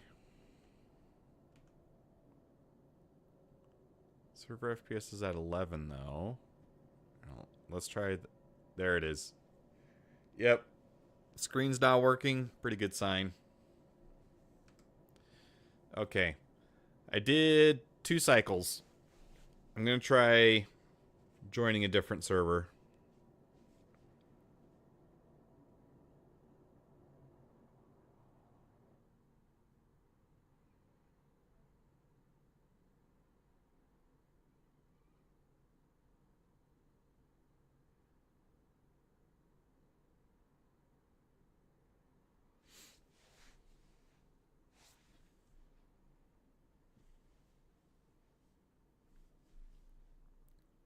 Let's join our European friends. Server change unavailable. Why?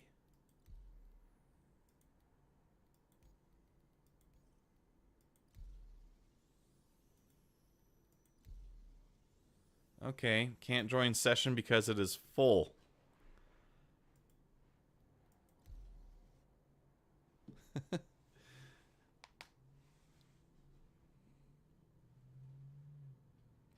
Where's it going to put me? It should be at Tressler.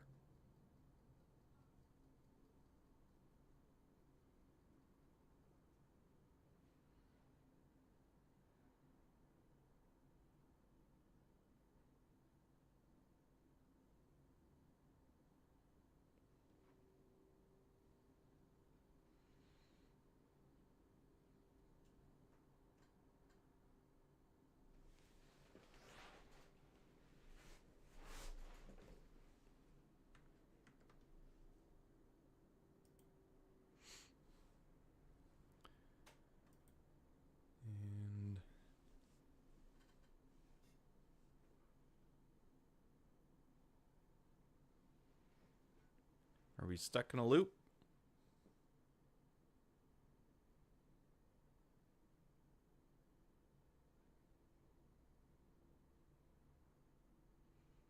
No, the loading bar is changing, so I don't think we're stuck.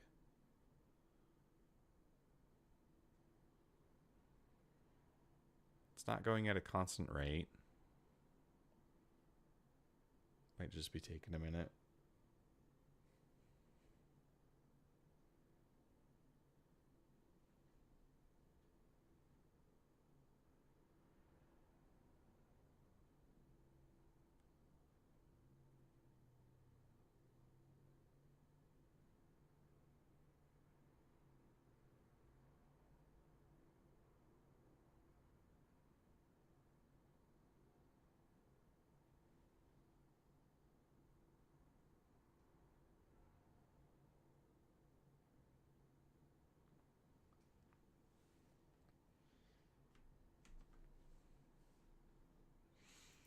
All right, let's try again.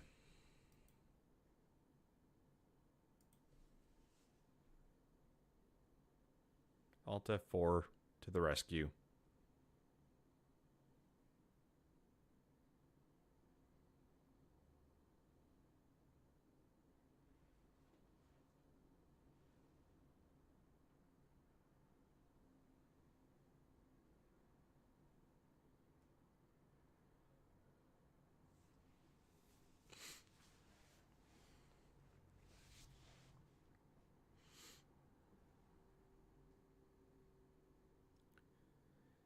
For anyone just tuning in, We are trying to do some 3.24 PTU testing.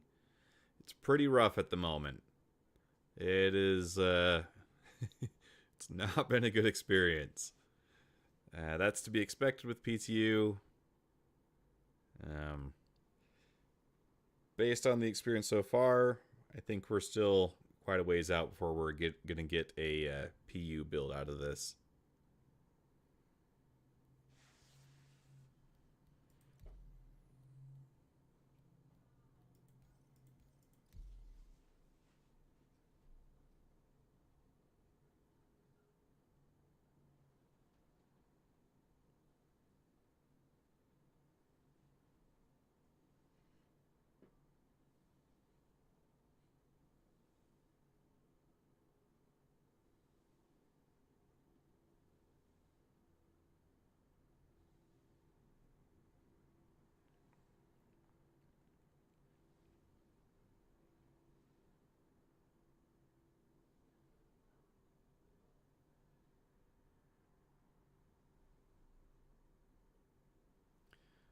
And this is attempt 2 to load after our third server crash.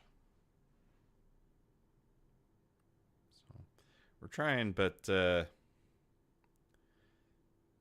know, the PTU is not in a good spot right now. So I don't know how successful I'm going to be in getting this to load back in.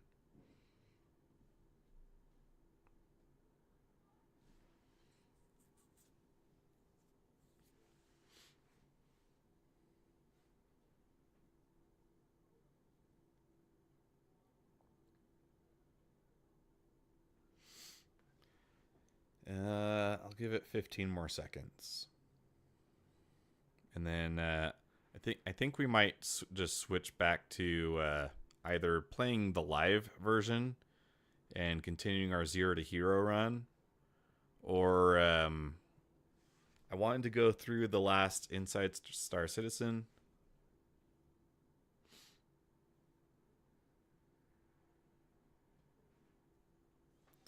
Yeah, no dice. All right. So let's pull up the last ISC because that one was pretty cool. We talked a lot about what we're going to be doing in Pyro outside of combat.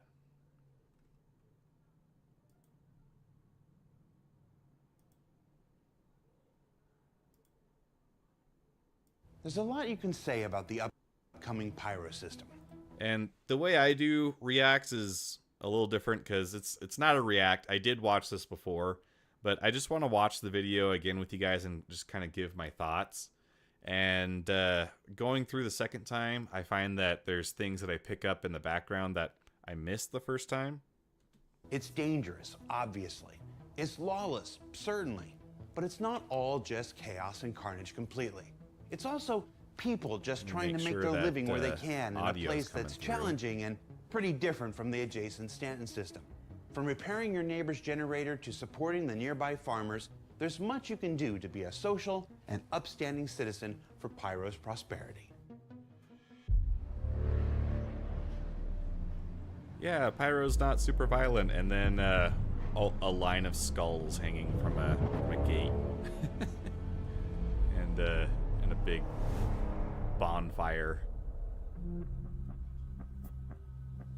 So the planets of Pyro are different from the Stanton in the fact that they all have to deal with the Pyro star system being at the end of its life cycle, emitting huge amounts of solar flare radiation, and we have to consider, like, what is that actually doing to each planet? Naturally, Pyro 1, closest to the sun, is going to be the heaviest influence of the solar flare. We got Pyro 1, close. Quick shot of the Zeus.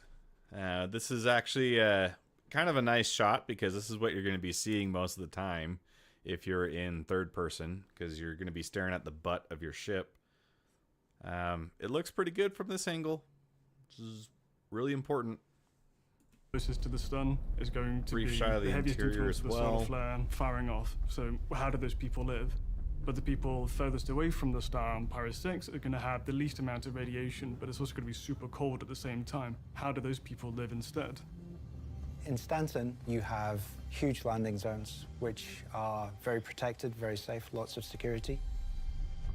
In Pyro, there's no such thing. I think You're the pyro very locations exposed look to the so danger. pretty. Everything is a lot can't wait more for them to be spread out. in-game. People aren't huddled into landing zones. They have the entirety of the system to roam across. There are no central sources of power in the Pyro star system. It's all decentralized, and each outpost has its own different identity and what it means for you as a player as you go to these different places. Should you be aligned with one faction, you can visit these locations. That was unnecessarily stylistic for that little multi-tool flip there. It's doing like a like a revolver hat trick. Should you align with another faction, you can go to these other locations instead. You've got a lot more to do there. So instead of So what they just said is important there. Having different alliances is going to affect which places you have access to. So having an alliance with one group might mean that you're not very welcome at another spot, which is really important for expanding out the reputation gameplay and giving it consequence. going down, doing a mission, flying away again, you can go down, do a mission, do another mission, do a third mission, and then go to another outpost on the same planet, do some missions there. You have a much more involved experience. So let's look at some of the places you'll be visiting. And these look So quite a bit farmsteads are more a small slice of expansive life within the than Pyro star previous system to outposts get you we've introduced seen. to what it's like to live there. You get a shot of the new RSI Aurora HUD layout. Presumably these will be coming in 4.0, right? So we should start to see more of these raycast elements in ships across the board, which will be pretty cool. If you go through and read these, though, you have IFCS couple mode, auto gravity compensation, auto enabled precision mode, presumably, G-Safe enabled, ESP enabled. So there's a lot of settings that you can now change from the HUD without having to know a keybind. You can now access them from the screen, which I think is really cool. We've got our ship components over here, looks like. Ship and shields. Looks like they are in scanning mode currently, so they are ready to scan. Scanning mode that's honestly, I think that's one of the weaker UI experiences for ships for me at the moment. It's hard to tell if you're not scanning something because you're not aligned, or if the game just isn't communicating what's going on to you, or if you're hitting the wrong buttons. I mean, you can be staring at something and you hold the scan button and you'll watch the little bar fill up and then nothing happens. So there's still a lot of inconsistency with scanning. It's a cool concept, but it's severely lacking on the gameplay side of things at the moment. And then we've got our new power distribution window. This ship has 2 Bulldog repeaters on it. So you've got your ammo down there. Can the Aurora take 2 extra guns? Because that might be what this spot is. That, or it's a status indicator for the two guns there. And then we've got this output metric. Does that correspond to this at all? And this is on shields. So the other question I have is, like, if you take damage, do we see that reflected in this screen too? Landing complete. There are places to gather harvestables, places to complete your missions, Yeah, you can do the go pick and 10 ultimately flowers your mission. first introduction to how people live in the Pyro star system. I think they Farms are really probably nailed one the of my favorite aesthetic. ones. It definitely hits that Mos Eisley vibe for me. We have harvestables in the game right now. We don't have them in farms like we're being shown here. But I wonder if this will retroactively work for the You know those circular grower farms in the outpost that we have in Stanton? I wonder if that will retroactively work for those.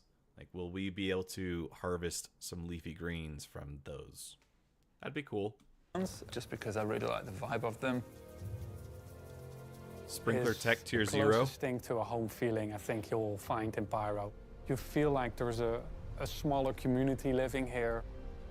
There's a lot more fields of crops, there's a lot more greenhouses. They're really going for a outer rim. The lawless ones, we've got aesthetic. these like grub farm greenhouses, which It's are really tough, cool as well. Not a lot of resources. They tend to be in a lot more open, plain-like areas, big fields of crops around them. There is things to do, there's things to harvest, but it's also just the vegetation that kind of sits on a lot of the desolate landscapes that we have in Pyro. Give you a little bit of this mini feeling of like a little oasis. There's one in particular on Pyro 2. They have great visuals all throughout this video. It's really impressive. These really remind me of Joshua trees, which are, they grow a lot in the western U.S. desert areas. They're very unique. Like, you don't see anything that looks like a Joshua tree. That's really nice and has this really nice vibe, that kind of like lazy windmill circling in the breeze on a plain that's just like almost featureless apart from these few buildings on it. That really gives especially at sunset, like really gives an amazing vibe of like these people live in the ass end of nowhere but are really trying to do their best to survive. There are going to be some goods that are only grown in Pyro because of its unique star system that can be shipped back to Stanton. We have a whole bunch of new mission types that you'll be able to do there. Then they're more geared around repairing pieces of machinery. We have what we call charge drain technology coming over from Squadron, which enables you to transfer an electrical charge from one component to another. So you can like jump start a generator, for example. There's scope for much more gathering type of missions, like going out into the field, collecting crops. There's a big focus on non-combat at a place like a farm. Next, let's talk about scrapyards. The scrapyards are one of the few locations within the Pyro star system where you can actually service your ship that is not on space stations or LEOs. We'll have more scrap in a scrapyard, which makes a lot of sense, but we've got the towering cranes with derelict spaceships in there, the skeletons of spaceships being pulled apart. And we can see that there is a certain order to things where things get disassembled. So this looks great. The problem that I have is the way that they're showing all the scrap in the area is not the way that we perceive it in the game. And so, I mean, that could be because this indicates more where they want to take salvaging and scrapping, but it's not representative of what we can do. So I'm really split, because I mean, it's cool to have a nice looking location, but if it doesn't really represent the way that the game works, then it feels kind of cheating to make it look really good. And moved around, and where your aircrafts are getting refueled and repaired. There will be little shops as well to kind of get you on the way for your journey. And we've got these large landing pits in all the scrapyards that are unique to like the the landing scrapyards, pits. which are the big That's sort of another sunken big, pits for Mos repairing, Eisley rearming, refueling. They kind of bring that kind of unique, okay, this is a scrapyard because I know that there's a landing pit here, and they're the only types of outposts that have those. Landing complete. This also Here, allows you to you'll have be a able bunch to of interact tools with placed Clash around you. services, refuel your ship, repair your ship, even rearm your ship as well. In addition to servicing your ship, you can also service the scrapyard itself. You've got to use your charge and drain tools to be able to repair pipes, repair canisters, any faults in machinery, etc. And I think that's a really cool concept, but you're just repairing like the whole pipe currently. It would be cool if they had, even if it were just an indicator, like something that shows where the pipe is damaged, and then you aim at that to fix it. Just something to make it a little more dynamic, because that seems very basic. Maybe It's very much about taking things apart and organizing them and shipping them off again. But unlike the landing zones within the Santon system, there is no air traffic controller. There is nobody to filter out where you can go. You simply choose a parking space, you land there, you service your ship, and you must fly out. The new mission type that we have no ATC is to worry about. salvaging, but I kind of feel like that might have been a dig at the people you that don't were need to be in complaining a about ship. the ATC at It the will be jump something points. that you can do on foot. So salvaging all the various panels which have turned up at the scrapyards in order to process them. Another Which piece could be of cool non-combat because if you gameplay can at harvest the scrapyards materials you might need to be do repairs, then you can pick it off a panel that's nearby and then repair your ship. So I like that idea. repairing machinery. We have a system which uses the resource network and engages it in missions. So you will be able to, for example, if there's a broken piece of machinery, you'll be able to find a working piece of machinery, rip components and fuses and parts out of that, apply it to the broken one, and make that run instead. But of course, you've broken the first machine by doing that. I think what would be cool is if they introduced a mission type where you go and steal a component from a nearby outpost and then bring it to a different outpost, and you can just like keep this feud going on between two different neighborhoods. That would be pretty funny to me. Outside of that, I'm not super thrilled about this mission idea because, I mean, yeah, it gets more missions spawning. There's more things to do. It just feels, I don't know, very reductive, because it's like, okay, I repaired this machine, and then that spawns a mission for someone else to go undo what I did and fix the other machine. And so that doesn't sound very fulfilling. It sounds like they're kind of just bloating the missions. Without any landing zones in the Pyro Star system, we're using scrapyards to be able to help service your ships so that you can navigate to other locations on the planet, as well as get back up into space as well. But the largest concentration of player activity is going to be happening at the trade posts. And these trade posts sound really cool. The trade posts are where the player is going to be dealing with trade and commodity, organizing themselves between different groups in order to purchase different food, water, ship weapons, ship components, armor, grenades, med pens, whatever, you name it, it can be found and sold here. They focus quite heavily on hauling, delivery, and shuttling goods around. Trader posts are organized by several different factions within the Pyro Star system. I watched a video where someone was complaining that may have been a comment on the video we're watching right now, where someone was complaining over the fact that stores often have mismatched armor on display. But it's like, of all places, Pyro is where that applies. You might they find have different inventory, very little to different go off perks, of. different goods. So if you're aligned with citizens, Y'all hear that? That was some pretty loud thunder. Huh. That sounded really close. for prosperity, you might visit locations such as Jackson Swamp on Pyro 2 or Conard View on Pyro 6. Conard View is in a very cold location that's very inhospitable, but people still need to be able to service and trade and do things around this planet.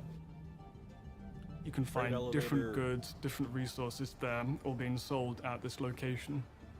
As Conard View is sheltered within a crater, it is also a safer location away from other... So they're showing all these things kind of laid around. I'd like to actually see that means that there maybe is not a kiosk to use in some of these locations. Like, you just have to hope that they have it on display, and if they do, then you can buy it, but if they don't, then it's just, they don't have it. You know what I mean? That would be pretty cool.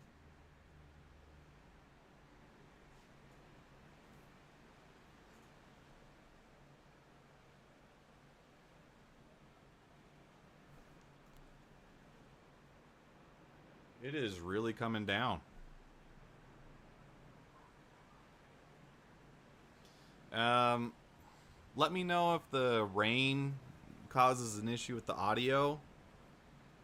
I don't know if it's gonna get picked up at all or not, but it is really heavily raining right now. Headhunter gangs nearby, so you got fewer people competing for your wares or trying to pirate from you either. Jackson Swamp is sheltered between these two different cliff bluffs, offering them lots of protection.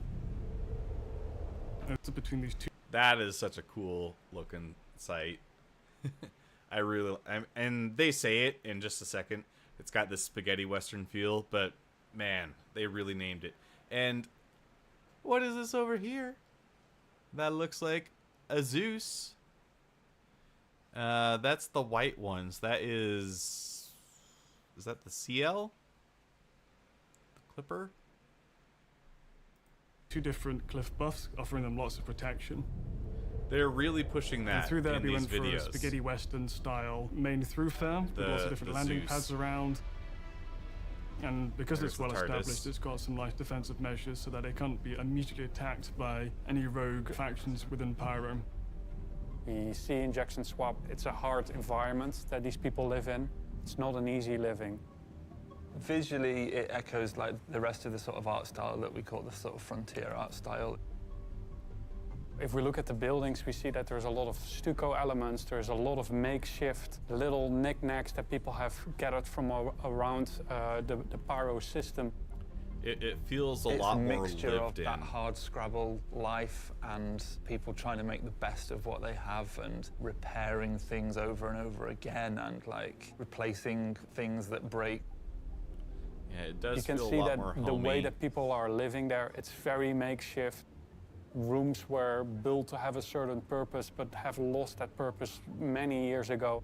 There's still that sort of decorative, artisanal, craftsman-like elements in there as well with the rough weave rugs and things like that. So we're trying to really like push that homesteading vibe in complete opposition to things like the space stations and, you know, Microtech, which up to now has been this very corporate, lots of metal, lots of angles, lots of edges, lots of sci-fi. This is supposed to soften off all those corners. You as This a has player a lot more, can land whatever. You could call it clutter, but it's just like the evidence that like people use this. People sleep here, stuff like that. Size ship you have. Looks really nice. Purchase whatever size ship components and ship weapons you might want to have. You can visit the local warehouse or order any potential things that you might need to have, commodities, Yeah, I dig it food, too, etc. Steltec. Where Looks anybody really needs good. to be able to get something, purchase it, collect it. This is where all the players are going to be collecting. But maybe you align yourself with headhunters and you visit locations like Gonner's Steel and Golden Riviera. Gonner's Steel is a smaller outlaw trade post perched in Pyro 4's massive crater. It's there as a stopgap between Pyro 3 and Pyro 6 because there is not much landmass Guaranteed around Pyro untraceable. 5. Pyro 5 is a gas giant, and yet you need to have a midway drop-off to get from Pyro 3 over to Pyro 6 on the far side because Pyro's star system is far larger than Stanton. Yeah. By Golden contrast, Riviera this is looks one like of those very sleazy towns which foreboding. is just full of seedy people, absolutely taken over by the headhunters. They've butchered everything, they've changed how they want things to work. Trade posts are possibly selling slave pods. Did you guys catch that? Slave pods? Whew. You can find some really scummy people in Star Citizen. And I wonder, does that mean that there's going to be like we've got Bounty Hunting 2.0, right? That should be coming out sometime. That's like the legal version, but could you have a unverified mission where you're actually enslaving someone? Like, that's pretty dark. But if there's slave pods, that presumes that there's a way to fill them, right? And you're gonna put people in that, so maybe that does mean that there is unverified bounty hunting coming down the line. You can find other illegal goods, but it's just a central hub of like sleaziness. Don't judge them. It is still built out of this minimal things that are laying around. It's very a hodgepodge of different things that come together. What makes Golden Riviera different is that now a tornado just went through the entire place. It is absolute chaos. Bits and bobs are laying around. Things have rusted, and you will find mattresses of where people have been sleeping in the weirdest corners. We can see that the people that have been living in the space have really outlived this location a little bit. That is a big gun. What size gun is that? It's sticking out of the building. And if they actually have that set up as like a defense turret, that is sick. Outlived this location a little bit. The idea is that these are once prosperous outposts that have since been like basically... Looks like evidence of a forced surgery there. You know, so maybe that person didn't want to give up both their kidneys at the same time.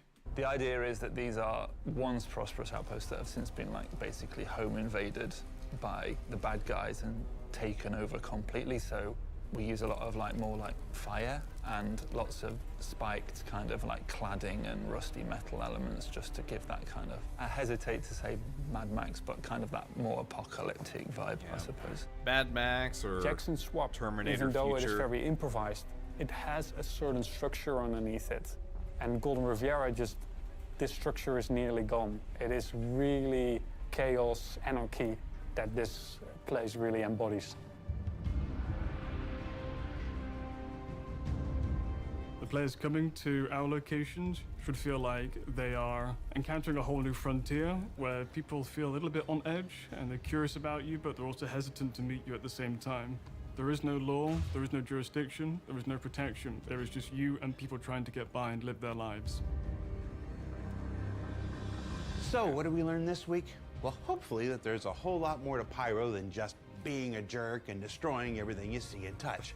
That while all the systemic gameplay systems of Stanton can be found there, Pyro arrives with a few new ones of its own.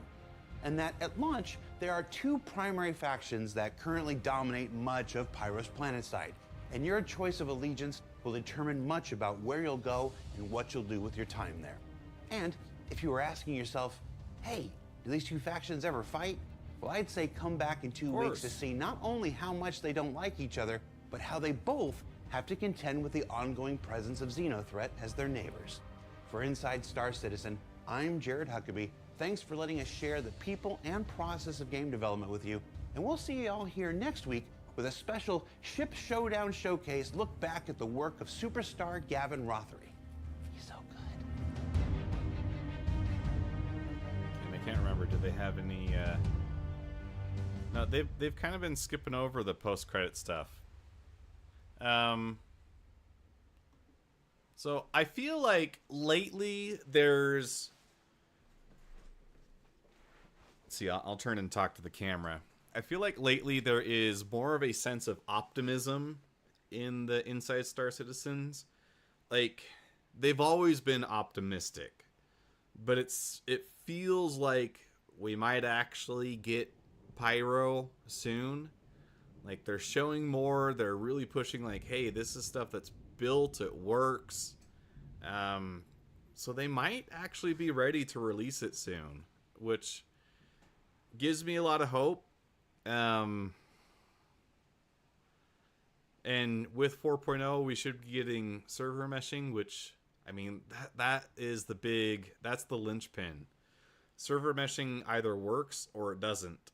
And first implementation probably going to be rough, but if they can get that dialed in, all of what we just experienced with 3.24 should go away. So I'm hopeful, I'm optimistic that they might actually pull it off this time, and that's pretty cool. But I think we're probably going to cut it here. We gave 3.24 a try. Really couldn't get a whole lot done. We were plagued by server issues. It's a PTU. They just opened it up to all backers, so I'd encourage you to give it a try yourself. See what your experience is like. But it's not going to make super great content, so I don't feel like I need to keep forcing you guys to sit through that. I've got some pretty exciting videos coming down the road, so be sure that you stick around for those. And I should have done this before. Where is it? Is it this one? Oh, come on. Where is it? Oh, here we go. It's this one. We do have channel memberships turned on.